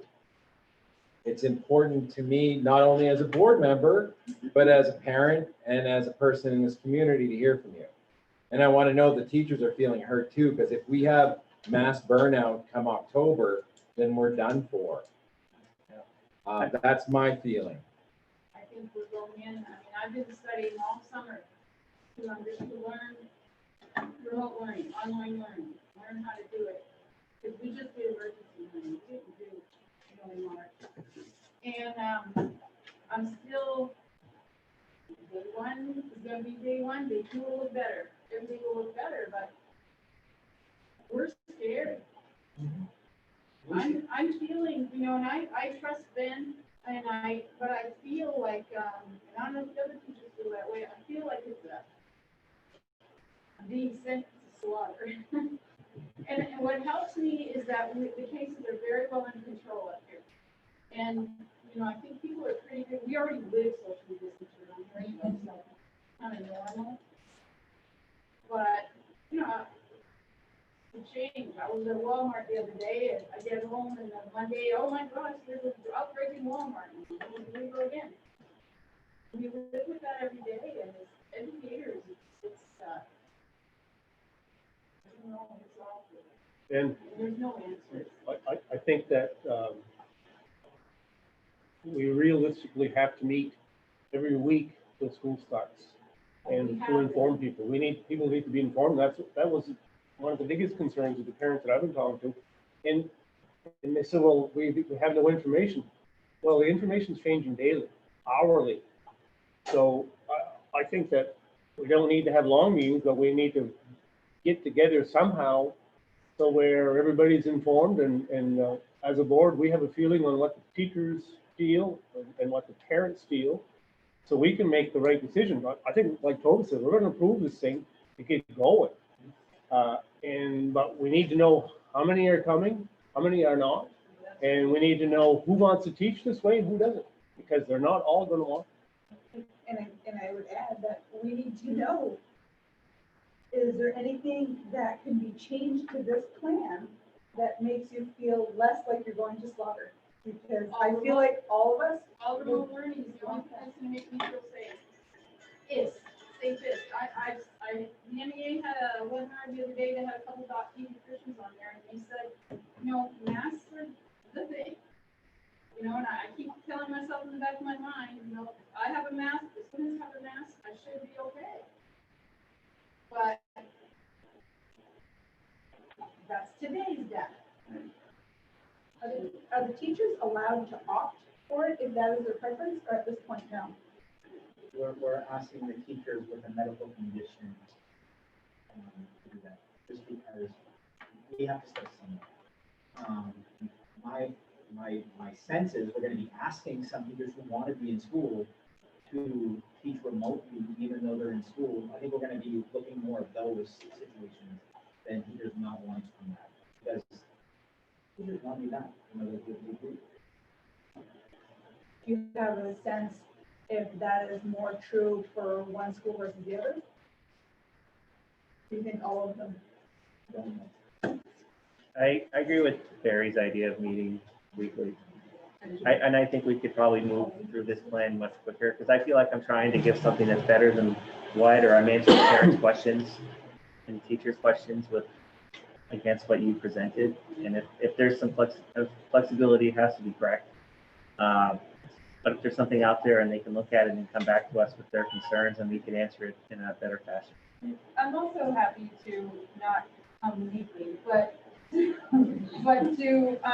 if you set up a large Zoom meeting with all the teachers, I'm happy to answer medical questions. I think that would be a good idea. And I've offered that before, but we haven't had enough guidance yet from the state to be able to move forward. So once this plan's, approved, I'm happy to do that. And, Ben and Peter can figure out how to make that happen. And I just have one more thing, I swear. I'm a big fan of environmental, like engineering controls and whatnot, and I've had more than one parent express deep concerns with the cafeteria and having students rotating in and out of there. And how are you ensuring that the ventilation is proper? Like, you going in, you're measuring the square footage, the cubic feet, and you know that this proper ventilation is going to exchange the air properly. I don't know if you've done that. And so I feel concerned that we're going to be, even though we're social distancing, we're keeping it less than 50 people. We're just like you mentioned earlier, we've been sitting in this room for X amount of time and stuff's in the air. How can we ensure that the room's being properly ventilated? The only way to not do that is to keep those kids in their classroom the entire day. And then you open up a whole different can of worms in solving that problem. So our mindset is to do transition safely, to do it within the guidelines, to sanitize as best we can. We already, between A wing and B wing and C wing lunch, every table is washed with bleach solution, and we already do those things. Ventilation, we have a school that was built in 1969 that doesn't have great ventilation. We got fans here for ventilation today, that's what we have. So I can speak to that also. So for example, we have been dealing with being open the entire time and dealing with people that are more likely to be sick just by virtue of them coming to my office for a reason. And we have very strict infection control guidelines on what to do about room cleaning and all of those things from A to Z. The biggest difference is we don't have big groups of children, so that part's totally different. But in terms of environmental control, if I have someone in one of my exam rooms that wears their mask appropriately, there's no aerosol generating procedures, no one's getting a neb or being intubated, okay? And they're in that room for a half an hour and they leave, and later I find out that they're positive. If I wore my mask, they wore their mask, I don't even need to get tested. And all the patients after I use that room do not need to be tested, they're fine. This is lunchtime though, in the cafeteria, so. I agree with that. So, but if you're talking about moving cohorts into the cafeteria where they're only with the same people, they have to be in the cafeteria instead of their rooms, because with the mask off, you have to be 6 feet apart. Have to. And there's no reasonable way to do that in the classroom, we think, we don't know numbers yet. So, but if your concern is that you move in and then you move them out and someone else goes in after them, that's fine. I think we should do a Q&A with parents too. Honestly, if we're gonna do something with the teachers, I think the parents would appreciate that. The hospital has told me that I work for the hospital and I need to take care of them also, but I will do my best. And I think, thank you. There's a couple of other teachers, and I like it when teachers come. Can they ask if any of them, even though they didn't sign up, say anything, have anything to say? We did, but we can ask again. I just know that as an elementary school teacher, the majority of teachers, and I respect my colleagues who aren't comfortable going back. I can completely sympathize with them and their worries, but I can also tell you that we want to get back with our littles. We want to be in, and I know that Lucy and other teachers who are feeling uncomfortable want to be with their students as well. But I know that for me, getting back into the classroom and doing what I love to do and what all my other colleagues love to do is most important to us. But we also want to be mindful that there's always some problems in any system you're in any environment you're in. And we also have to be mindful that COVID didn't suddenly take away all issues that we had prior to COVID. And COVID has also provided us, or in turn, added another layer of issues, especially the mental and emotional well-being of our students. So as much as we all feel like, yes, we gotta get in, we need every moment that we can with these kids, and we need this, we also have to be mindful of the exhaustion that comes with the masks, the exhaustion that's gonna come from the fact that we can't do that simple little touch that kids used to really react to. That simple pat on the back, that simple little hug for our littlest that they needed. So seeing only this of me is not going to provide them with that same, sense of security and everything else. So I think those breaks that we're building in are going to be extremely necessary. But I also think just mental health of the teachers is extremely important. And when we say 7:30 to 3, there is never a day that's going to be 7:30 to 3. And I respect that we lost a lot of academic time in the spring, and that we want to get back to it right now. But that's on the side of all the emotional and well-being that we need to do with our learners. And I think 7:30 to 3 to jump right in is going to be very overwhelming. And all of the teacher feedback that we've been getting in the last week has been that, how do we go from being out of school for 6 months and to now suddenly 7:30 to 3 all at once and with a lot more to consider. So when Bolton came out with their plan, I think it suddenly was like, wow, there are a lot of schools going 2 days, off a day, 2 days, so learners are in school. And I don't want to see that. However, shortening the day a little bit just to begin with as a transition period, I think might be a wise thing for us to consider, maybe just till harvest break of high school, because that's a long time to get back into a routine of 6 months of being out. And those learners that take that second bus trip, they're not out of our school until 3:45. And that means some of us teachers are not out and off of those kids until that kind of stuff. So I just asked the board and maybe think about those things as you, discuss. Dr. Hart, as a liaison from the hospital, you can provide guidance, correct, to us as For the medical portion, yes. Does mental piece count as medical?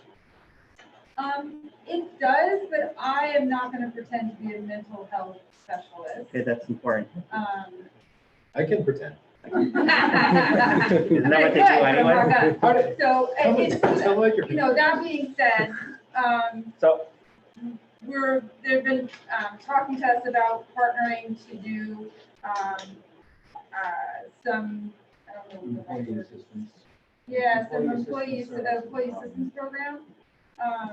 Well, I'm just, the reason I'm bringing it up is, you know, the point of shorter days, if that's something you think would be a recommendation that you could get from your colleagues, I'd be open to listen to that as a board.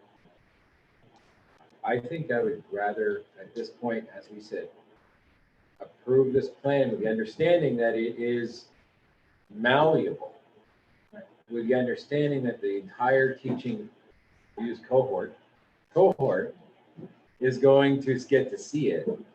And then I would assume the teachers and the union will come forward with recommendations to the superintendent's office. I think as a school board member, that's as far into this particular pool I want to wade. No, that's fair. Thank you. But I think we should approve this now. I move to approve this plan with the understanding we're gonna have increased we're gonna be meeting as a school board to go over this ever-changing arrangement weekly. And that we're gonna get the input from the teachers and the teachers union. I think it's imperative that we work together. Okay, so do we have a second? I have I'll a second. Discussion? Hey, it was me, sir. Yes. I just have one thing to add. Only one short thing. One is, I believe that the shorter day is interesting, and I think maybe not as overwhelming as a full day. And I also think that we're going to improve this plan with the idea that maybe school won't start whenever it's supposed to start. We have to only start when we're ready. We have to be ready, and all parts have to be ready. But they don't have to be 100% ready, but they need to be ready beyond where we are right now. Okay, that's it. Any Yes, further Doug. discussion? One thing I'd like to, What I one see thing I'd like, happening, of course, is that as we try this plan, incremental, I mean, as we try it, there'll be immediate response from all the people. And I think it was mentioned that grade level team leaders or something, somebody will be selected to go and meet. But I think that as a group, whole, will have lots to say after day one, day two. And so, I mean, I think that is to be, not an official staff meeting maybe, or maybe yes. Something has to happen in those first weeks constantly to allow us to adjust accordingly. And the teachers in the trenches in the front lines will know a lot about how it works. We need to do this with the understanding that you're maybe not going to have 100% people on the same page. That's going to be, balance, I guess. Understand? Okay, yes, Keith, Keith. did you? Sorry, Keith. Ben, what's the bus drop off and pickup gonna look like at the elementary school and at the high school? As far as multiple buses arriving at the same time, and I don't know how many staff members we're gonna have in the lobby taking temperatures, or are we taking temperatures? We're just relying on parents to do that at home. The kids are gonna come in, we're gonna automatically assume they're feeling okay, and they're just gonna go to their first class. So we have some temperature monitoring units that we've ordered. Have you received them yet, Peter? We have not received them yet. I've talked to them a couple times and they're coming. You stand in front of it and it takes your temperature reading, and obviously nothing's perfect. We all know that the thermal thermometers, if it's a hot day, we have a fever. If it's a cold day, we're dead. My concern is a large backlog, and then all of a sudden you've got kids all the way down here to the Heritage Trail. One thing that Peter, I think, is gonna work with his drivers on is, if a bus is unloading, that second bus is not unloading at the same time as that previous bus that's unloading, so that those kids can come in, get screened safely. We're still gonna have an A-wing entrance for the elementary school from the buses. Parents are still the main entrance. There's gonna be a monitoring unit at both doors, to monitor those kids. Here at CHS, there will be one in the front for the bus kids, and then for the drivers, there'll be one on the side door. So those two groups are not mingling as well. Trying to do as best we can to keep the flow going. Well, that answers that question. My other question was, have we had discussions with the Teamsters Union as far as cleaning the classrooms, or teachers cleaning their own classrooms, or working with one another? I know in the past, been a little bit of an issue. If somebody wants to vacuum in their own rug, then we're, having a meeting and going over, hey, that's not your job, that's the custodian's job. Right. We've been working with the custodial staff really well this summer. I mean, throughout this whole thing. They've been flat out, to tell you the honest truth. You know, just with the school lunch program and deliveries and with this, I mean, I think Peter's working 85 hours a day, which is amazing. We're not trying, and it is something that maybe, you know, we just need to pull them aside and say, you know, this is what we're not trying to get them the vacuum rugs. We're saying if teachers want Clorox wipes, they can do that. And teachers are already doing that. They're just, we're not supplying it to them. I'd be more comfortable if we got some assurances from the Teamsters Union that this isn't the norm, obviously. We're gonna have maybe kids wiping down their own services, teachers wiping down services, whatever. Yeah. This isn't permanent, this isn't forever. It's actually a pretty good practice, and maybe we should make it forever. And we have a lot less people. If it's a student learning outcome, it should make it part of it. Okay, we have a motion and a second on the floor. Any further discussion? All those in favor? Unanimous. School calendar, we have 3 changes to that. Anyone want to make a motion? To approve the updated 2021 updated calendar. I'll second it. Any discussion? All those in favor? Unanimous. All sports guys. What about sports? What about sports? What are we doing about sports? Can sports start? Okay, so this has actually been something that the Aroostook County Superintendents, we talked about on Tuesday, and it seems to be one of the equally more pressing things. You know, when are we moving? What are we doing? What's going on? And as a group, we feel that Aroostook County usually has the designation of being the first to do anything because we have the harvest break adjustment, what they call. So there was an internal memo of the MPA saying, Aroostook County schools, you can start playing games 2 weeks earlier than the rest of the state because you have a harvest adjustment. And I spoke to my colleagues at that time and said, wait a minute. If we don't have guidance from the MPA on how to safely have athletic competition, I don't believe we should be asking our school boards to approve of games being played because we know nothing about crowd control. We know nothing about crowd sizing. We know nothing about transportation of athletes and that type of thing, and how we do that one per seat. And we have no guidance on if it's recommended just a Aroostook play or not. So what I'm asking of all of you, you have your information in front of you. This is the latest MPA update, and it gives you consideration of phase 3 and phase 4, which are extended conditioning, extended activities, but not sports-related play. I think it is the responsibility of the MPA to give us guidelines before we ask you all to let us start playing games. And I don't think it would be wise for us to go out on a limb without that guidance. The DOE gave us guidance for how to return to classroom safely, and we adjusted accordingly. I think the MPA needs to give us the same guidance, and then we can make a decision together on how to play. The Aroostook County Superintendents, we're pretty much unanimous on that. We're going to discuss next Tuesday middle school athletics, whether or not we should be starting middle school athletics with the same phases that the high school is having. I do not think that any of us feel that middle school should start ahead of high school if the guidance has not come up from the MPA to do that. So what I have for you is approval of phase 3 and phase 4, which would extend till September 7th. And then September 7th would be the preseason for fall sports, and athletic contests would be able to start on September 18.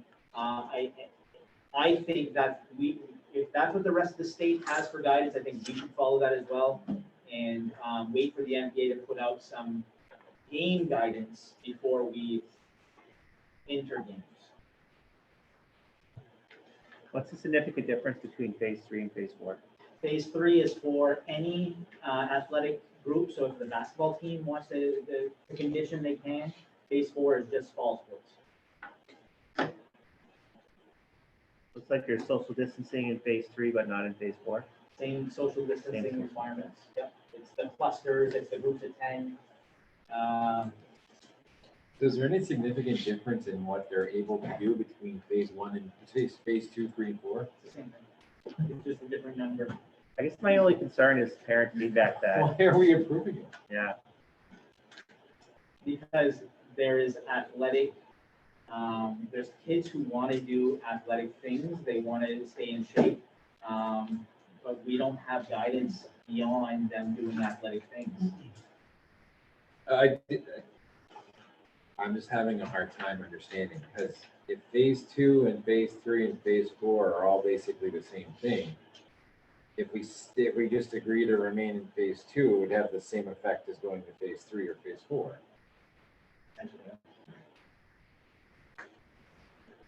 I don't work for the MTA, so I This don't- seems like just the most insane thing ever. You've got to have student athletes on any season, in practice, and 2 and 3, but not in 4. Right, 4 is just. 4 is fall. just for fall. So if we go to 4, then our basketball players don't get to practice They basketball. they can no longer continue to have those summer basketball practice, which there's an end to those anyway during the standards. Oh, I see. So this is to make sure that it's fair. It's extending the summer open period where coaches can work with their athletes during the summer. He is crazy. You heard it here first. 1 day notice for a tournament game. Phase 3 and 4, just like phase 1 and 2, but different. I don't care. Does anybody have any strong feelings? It seems silly. It seems like this is like moving the chairs around on the Titanic at this point. But anybody have any strong feelings about sports? I think it's kind of like the reintegration plan, and it just keeps changing. They move the date, so they're calling it phase 3 and phase 4. It's really not a major deal, so we have a motion. I'll make the motion. No, second. Second. Any more discussion? All in favor?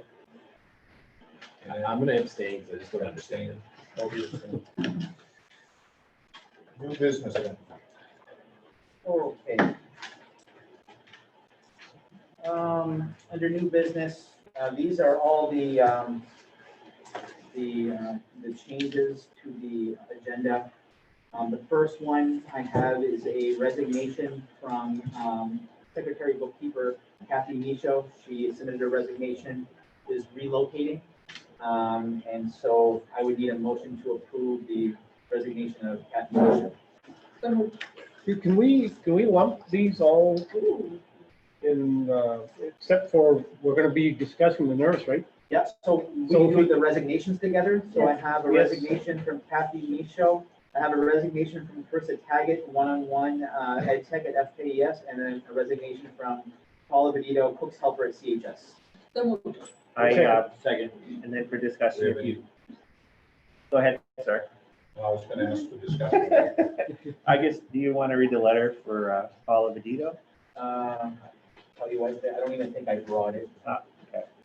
It's thanking us for allowing her to work here, the standard. Okay, no, thanks. I didn't want to skip that if that was in there. Any further discussion? All those in favor? Unanimous. For transfers, and this doesn't need board approval, I just wanted to let you know that Bethany Gallo has transferred to Kathy Michaud's position. Jill Chandro has transferred to Bethany's position. Megan Bonafant, who is our guidance secretary, has transferred to the restorative practice interventionist position that we had in-house. Angela Hebert from continuing ed, she's transferred into Megan's position in the guidance office. And then Lisa Pelletier has transferred from Title I Ed Tech to the new literacy Ed Tech we have in B-Wing. So that's just for your information. Those transfers those all occurred today. It was a Well- very- it was an well awesome done. day. I have a quick question. Yeah. Restorative practice interventionist? Yeah. What's that? That's the, what Steve and John had proposed to you guys for the restorative practice for the middle and high school. Have an interventionist for that phase one of behavioral supports before they're sent to the office. yeah.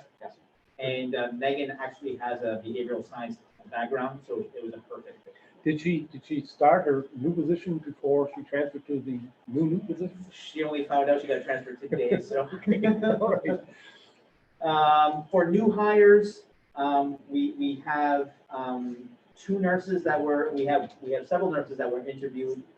You have some letters in your packet, probably more near the bottom. One from Mr. Neto and one from Mr. Coletta.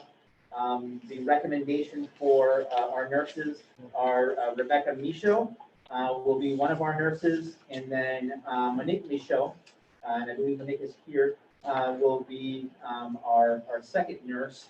And the idea is to have one nurse based more in one building or the other, but cross-train them in the event that one of them are out.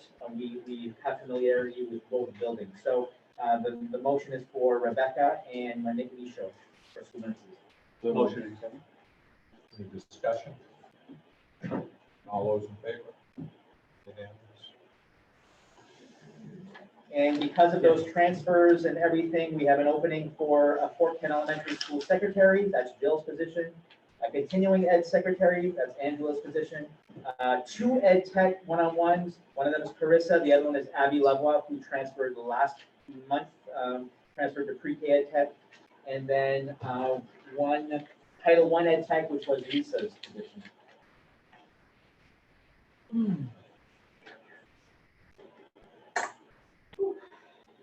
That's a good one, Ben. Good time. Be writing a lot of letters tomorrow. The chairman did mention that the board wanted to discuss facilities, updates, and projects. I did reach out to Mr. Sose to talk about, what are some of the most pressing projects that need to be done in the buildings. And Mr. Sose, without a doubt, said that asbestos floors are the priority in the buildings. Those are things that are definitely high up on the list, not only for safety, but for all kinds of reasons. Mr. Sose, did you want to elaborate on that or anything else? No, I sent the complete list so that we could kind of take a look at it, but I'm not gonna take up any time. I think we've had the opportunity to see, to share it with the board. But the flooring is probably our biggest issue throughout our high school. On our second floor is terrible because we have some tiles that are floating and we have issues with staff that could be tripping at some uneven places in the floor. And so we're doing everything that we can to try to keep this as safe as possible, but that certainly is something that needs to be addressed. Our gym floor at the elementary school, those of you that have been there to watch a basketball game, notice that sometimes there's tiles that go flying off the floor because the stuff is not stuck down. So, the floors are gonna be an issue for us that we really need to address. If there's any opportunity for us to be able to make this come together, that certainly is a priority in order to be able to maintain the stability of our buildings. I had other things on the list as well, that's superintendent can share with you, and we'll go from there. What was the price we had quoted for the upstairs hallway? Lucy, do you remember what that was? We had a quote, I'm not, I think it's close to 30. right around 30,000. 30,000. And then the Fort Kent Elementary gym, We were in that same the vicinity. as same, well. I think we had, About the same. looked at about. I haven't got the square footage in front of me right here, but it's very close to what we were looking at for both of those. So sizable amount of money to be repairing our floors, but we're there. We're at a situation where we need to repair these. Gary, do you think we could, I'm gonna defer to you, Mr. Chair, like maybe for the next time we come in? I don't feel like, you don't necessarily need to speak to it right now, but I think kind of a list of costs and goals, so we can see what we're looking at, we can tick off, and we can start kind of bracing ourselves and doing the preparing for being here for the long haul. Would you guys like it if I meet with the facilities committee and we kind of do some pre-work with that and? Absolutely. Yeah. Yes. I think that's great. So I'll work with Sarah and Keith and try to get the ball rolling on that. Or for you, Gary? Good, buddy. Did we want to get something similar to what we did at the high school with the engineering firm? I thought discussed this months ago, that we were gonna do something Yeah, we similar. had talked about it, in the last, and I thought about this too, the last conversation we had, about it was not using the same firm. And I was gonna reach out to other firms, and then COVID happened, so I never did. Is it still warranted to see what our elementary school would need for upgrades? Personally, I think we should defer to the facilities committee. We have one. Sure. Yeah, I think some of the most obvious things need to be handled first. Yeah. And then, yeah. Voting for us. Technology take-home agreement. In your packet, you have a technology take-home agreement that's been updated. We're trying to get more consistent language with other school districts, to find out, what's a fair, agreement for devices. So in this agreement, Anne Marie, can you summarize what the changes are, the biggest changes? Yes, so, first, the change is the cost of the insurance.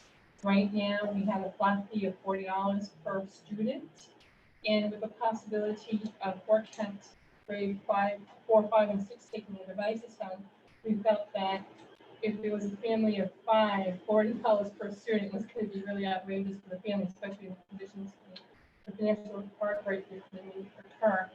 So we looked at possibly doing a scale type waiver. So $40 is the first, and then I'm sorry, I don't have it in front of me. 60, 80, and then Yep. 100.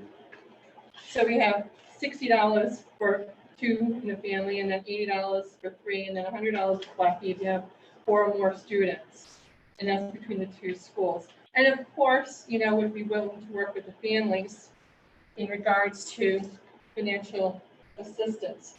But that's what we're proposing. We're also proposing that, Excuse me, were those figures way past spring?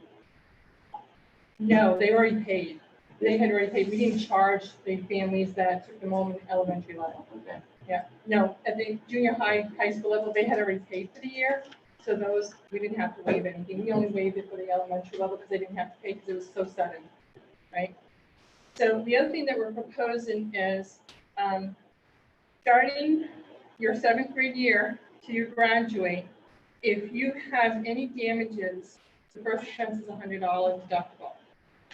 The second offense goes up to $150. The third offense is $200, and then you don't get the device or you got to plead for the device back, and you're required to pay any damages full price after the $200.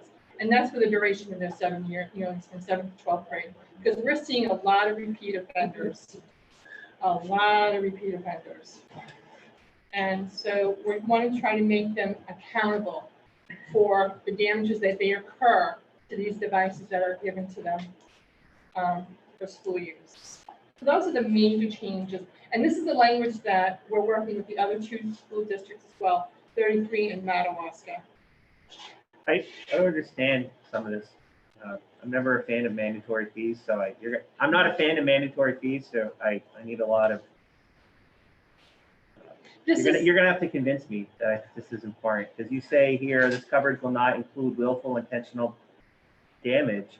So why do I need to pay insurance for this if I have to give you $100 deductible if I make any sort of damage? So why do you need insurance at all if I have to give you $100 if I do something wrong? The $40 is insuring. We've been doing this since day 1 of the NOTRA program, which is now our 18th year, right? The $40 is just to give them the ability to take it home. Because at that time, we weren't taking them home. Now, the most likely they'll be taking it home. It's just to help cover some of the expenses that the technology department has to incur when the devices are not covered under warranty. So what's the $100 deductible then that a student has to pay? If you damage your laptop, and if it's water damage, most likely it is a total loss. So we're just asking you to pay the $100 towards the $500 or whatever the device is. Okay. If you have a broken screen, a kid might leave their earbuds into the keyboard and they close it, it's going to damage either the hinge or you're going to crack the screen. We're just asking you to give us $100. Yeah, I understand the 100 makes sense. I don't understand the $40 per student. I think that's a little ridiculous. It's to build up the self-insurance, because we're self-insured as a district. And that's what I was getting So to. it's to build up that pot of money to repair the machine. Don't they pay property taxes to cover self-insurance? Well, I think, I think it's some amount of buy-in is probably not a bad idea, as long as everyone can afford it. I mean, my only issue, the thing I'd like to see different, I'm not with you, Jake, and usually I'm left to do, but, I've heard from parents, and I think having parent emails, so when notices go out to students that you broke your computer, you need to pay this or else, I think we should have parents' emails on file too. And we do. So that way they go out immediately. So along with what Toby is talking about that's going to be implemented this year is that all the parents have access to parent portal in Power School, whether they know it or not, or whether they access it or not. And part of that is they're going to see their son or daughter's bill. They're going to see what's owed to the school, damages.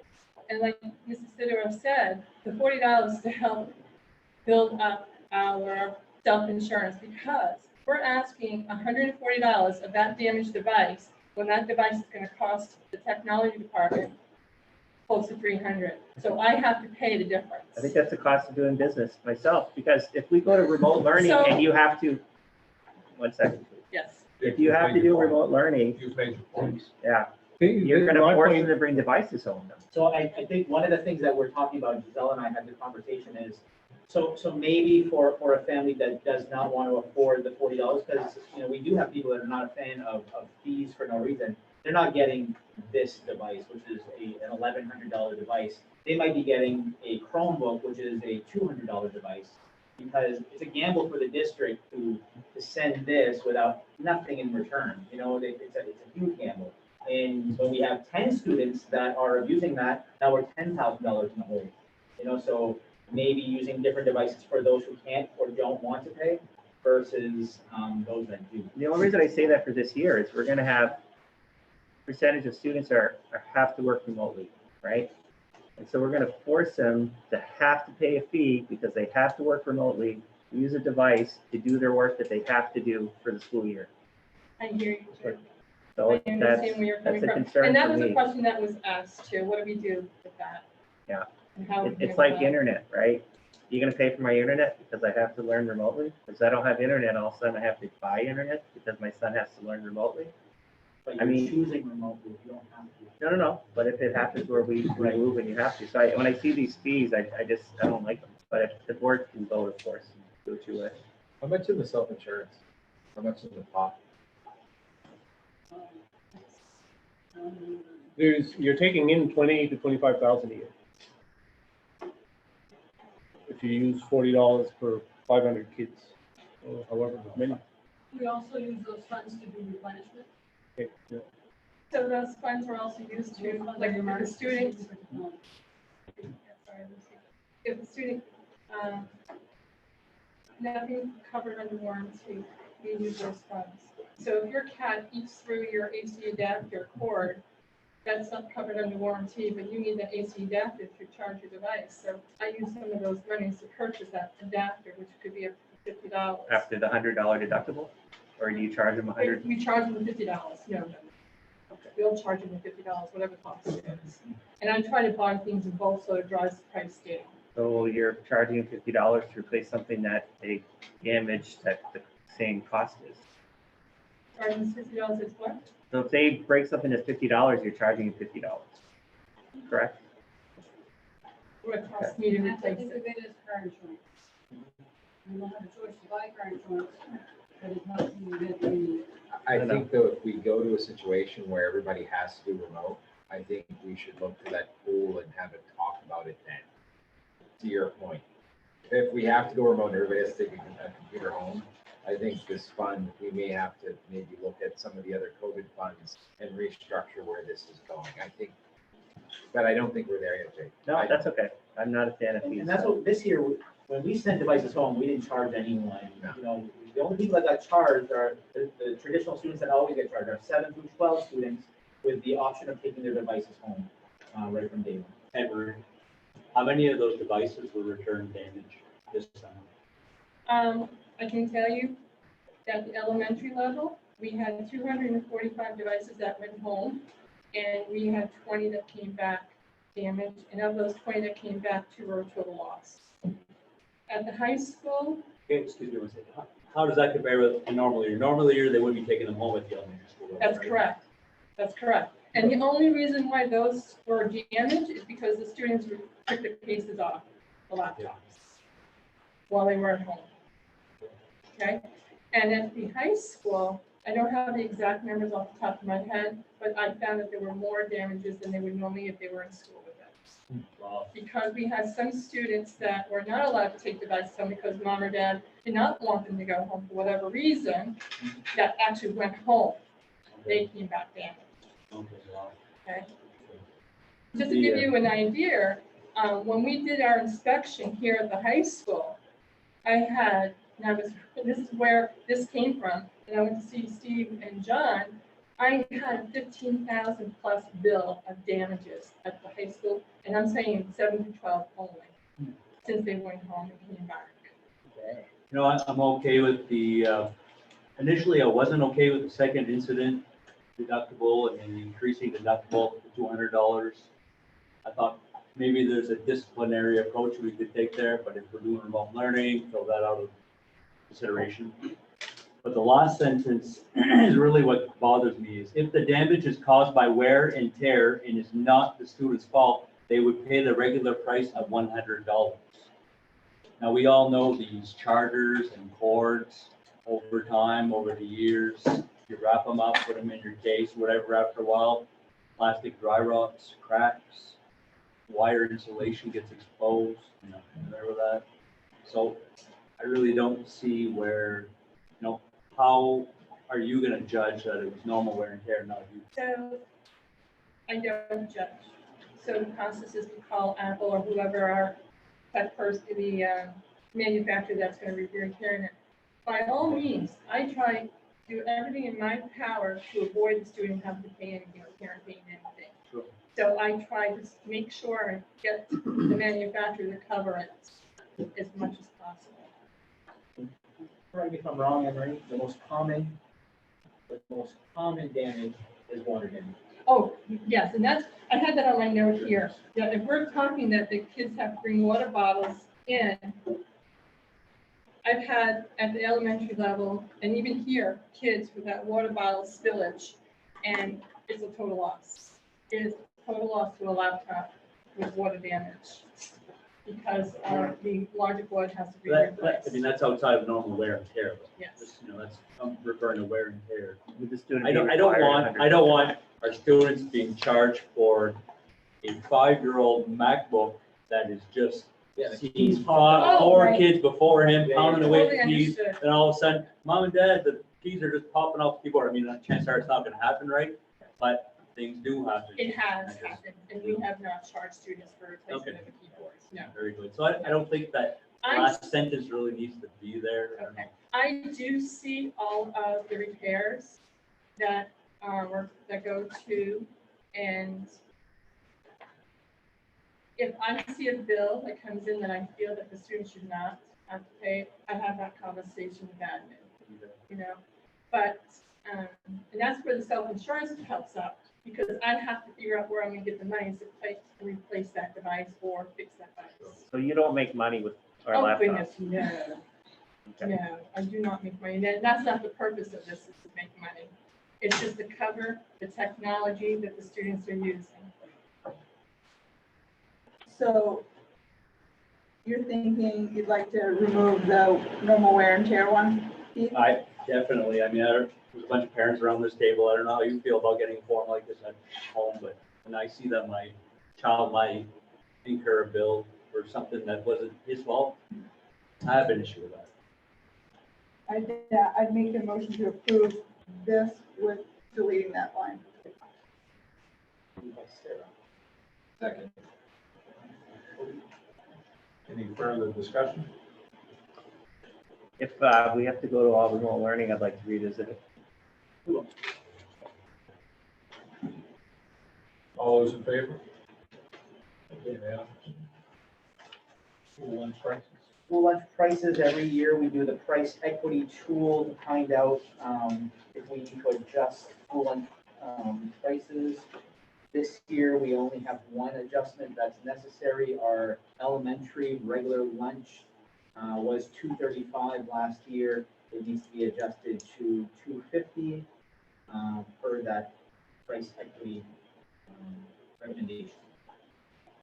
So we'll, By Toby? Second by Barry. Any discussion? All those in favor? Thank you. Employee assistance program. This was mentioned earlier. We feel that it's going to be essential that our employees, not only our teachers, but all employees have additional supports this year.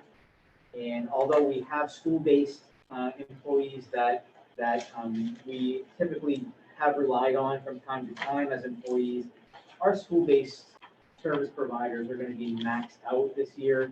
Some remote learners, some not. Kids coming in with all kinds of we don't even know because of what happened in the spring. So our social workers, our guidance counselors, their time is just going to need to be dedicated to students.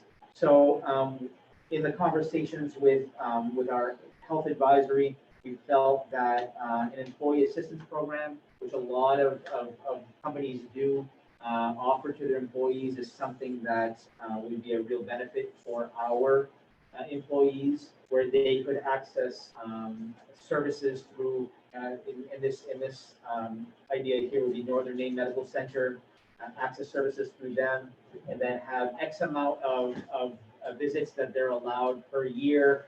The district would cover the cost that, correct me if I'm wrong, Peter, that the insurance would not cover, like the deductible and the copay, so that our folks have somebody they can reach out to. We don't have the agreement yet. It's being worked on, but I wanted your permission to pursue this and have this as something I can take to you hopefully next time as an approval. So move. Second. Sure. Any discussion? Just make sure that we have a cost amount. And this would be covered under CARES funds because it's directly related to COVID-19, so it would be something we would use our CRF funds for. yeah, I'd like to, I mean, if you're coming back to the contract, I mean, as long as we get to review the contract, I have no issue with negotiating. It won't be a contract. But what we will have is an agreement that so it won't be a service contract per se. They will, our employees will be able to be referred and make a self-referral behavioral health unit at Northern Maine, the Behavioral Health Services Department in Northern Maine Medical. They will work with the employees insurer, or they'll work, with the employees insurer. So in our case, it will be our district health plan. Whatever the insurer doesn't cover for those services, we would look at covering for a limited number of visits. Like, for example, at Northern Maine Medical Center, whatever their employee group health plan doesn't cover, the hospital will cover the first 3 visits. Okay, and then after that, the employee's insurance and. Peter, will there be language to that agreement? I know it's Yeah, not a contract. that's the language that we have now in email exchanges. So, but they're not looking at a necessary, this would not be a fee-for-service contract. Well, I guess my question is then, and I'm sorry, because we had a motion in a second. I guess I don't understand why it would be with NMMC instead of just something like with our unions that we have saying that we will agree to pay, you bring to your whatever unit or whatever you have, your first 3 co-pays and the district will cover it. Do we need to enter into a relationship with another entity to do this, or does it have to be exclusive to NMMC? It does not have to be exclusive to NMCC, but what we want is a provider who will extend the priority commitment to our, the priority commitment to our employees as a result of COVID-19, okay? And in this case, if we have an employee who is physically affected by contracting the virus and is also dealing with the emotional and mental health fallout that comes from that, then we're in a position to provide wraparound services for very easy conferencing between health providers that are in the same facility. Well, I understand that, but I just don't, I guess it seems overly complex. Whereas we could just agree with our unions to pay for their copay on their first 3 COVID-related, if they get something from their provider saying this is a COVID-related EAP issue, and we just reimburse them from our COVID funds. I guess my question is, wouldn't that in some ways be simpler to just work with the unions and say, here, we're offering this to your employees? Well, does your insurance allow you access to whomever you want to use? Right, the EAP would give you that added flexibility, correct? Having an EAP set up. So you could access NM, Northern Maine Medical Center's We're not going to be practitioners, right? obligating we won't obligate our employees to go to Northern Maine Medical Center, but we will have a formal working arrangement with them, and there will be fees waived. We don't know, like right now, if AMHC or Fisher Rural Health, we're talking to AMHC about student supports, additional student supports, because we know that our social workers aren't going to be able to handle that because their caseloads are already full. So we've begun discussions with them. I just don't have anything concrete at this point with them, but they're willing to work with us. I think it may not be a contract, but I'd like to see the arrangement. Oh, The absolutely. next board meeting. Yeah, absolutely. We'll formalize that, and we'll have an idea of the numbers of employees who think that they might need those services. So that will help us ballpark the costs. So we move on to the next one, because we're not going to decide anything until we have more information. To prove the exploration. Oh, It says exploration, it doesn't say it's final. We have most of my current and cutting my teeth. Right? Any further discussion? All those in favor?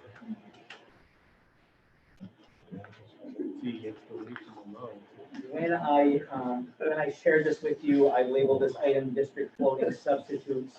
I would like to change the language of that for you now to temporary support personnel. Thank you. Because it's going to be more than just a substitute teacher. As I explained to you earlier, we're going to need folks floating around and helping out in many ways. And we truly feel that with the CRF funds that we have, we can guarantee employment.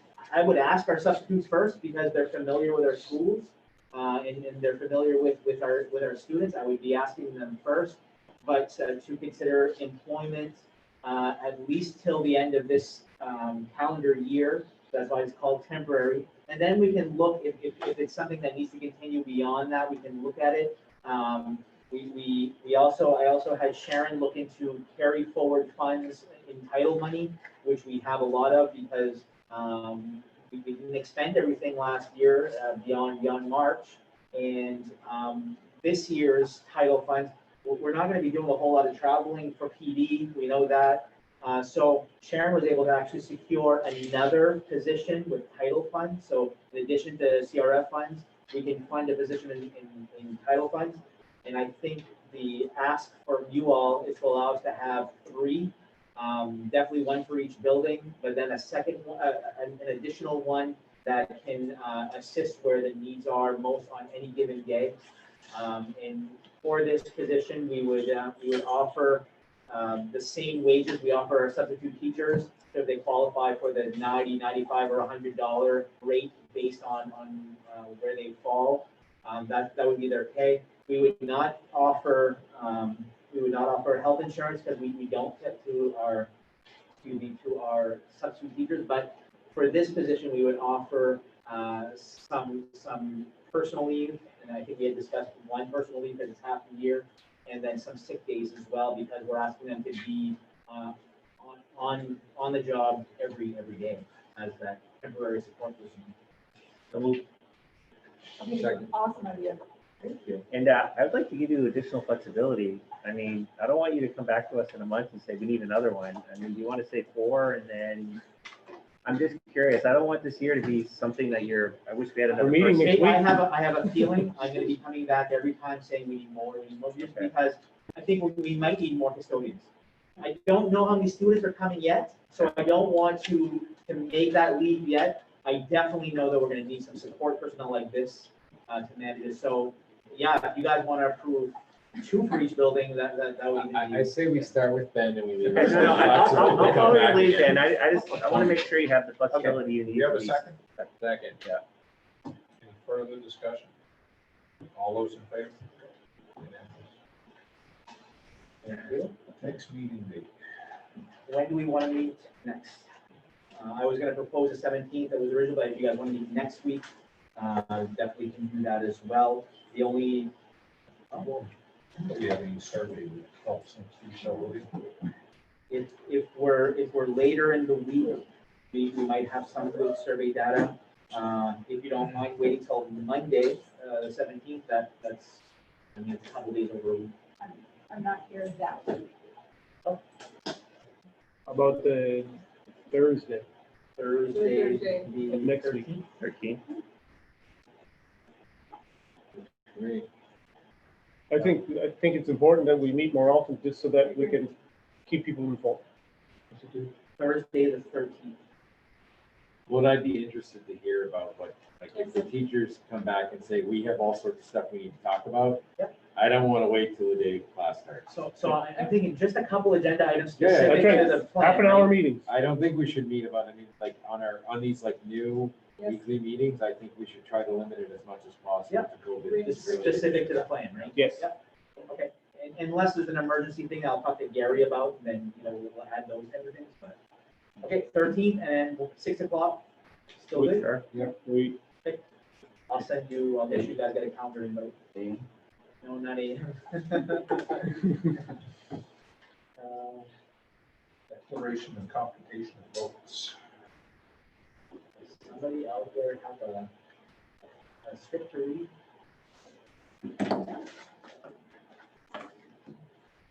Nothing. Good script. I'm not adding that.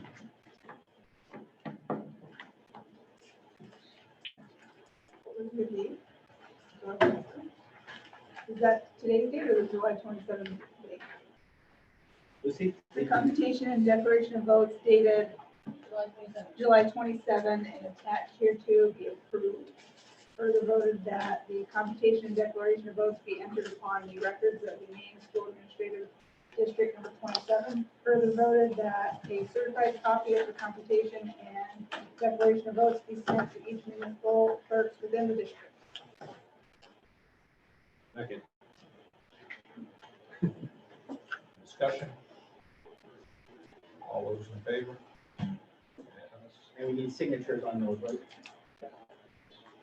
We're gonna get signatures on those? Is this the one where we have to sign on a specific line, Lucy? I think your name's on it.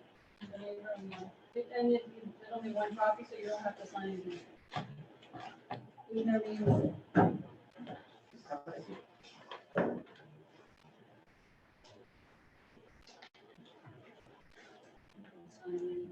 Excellent.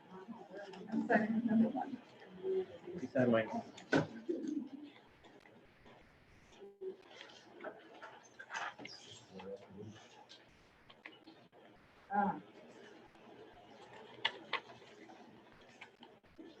Thank you, guys. Same thing we have here.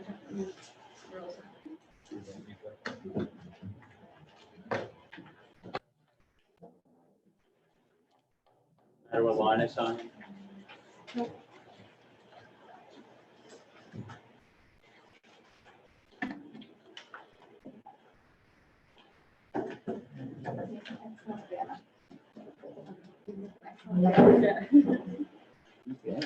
Then white. I'm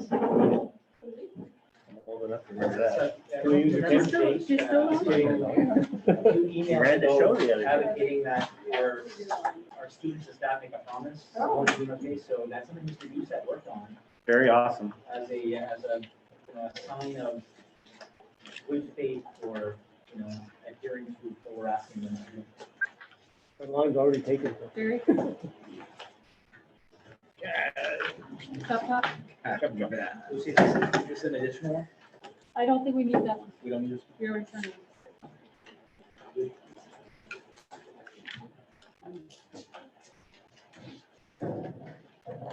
And hardly works, it's Monday, it's usually in the morning. Going on? Yeah. You in there? Trying to, when our school started, getting to college ready to go. That's what I wanted to do. I wanted to invite Matt Moore here. That's it, what? I want to know what college wants to do. Some parents are worried about all the college kids coming in. Peter, we'll talk tomorrow about, They're doing really good. Like, they have a whole house, COVID house, so if they have any confirmed case is gonna go to a house. Stay there. Yeah. Is it, that man, don't want to get you? No, it should, Because that's what I would expect. no, it's the Brown House. The Brown House. It's a smart idea. It is.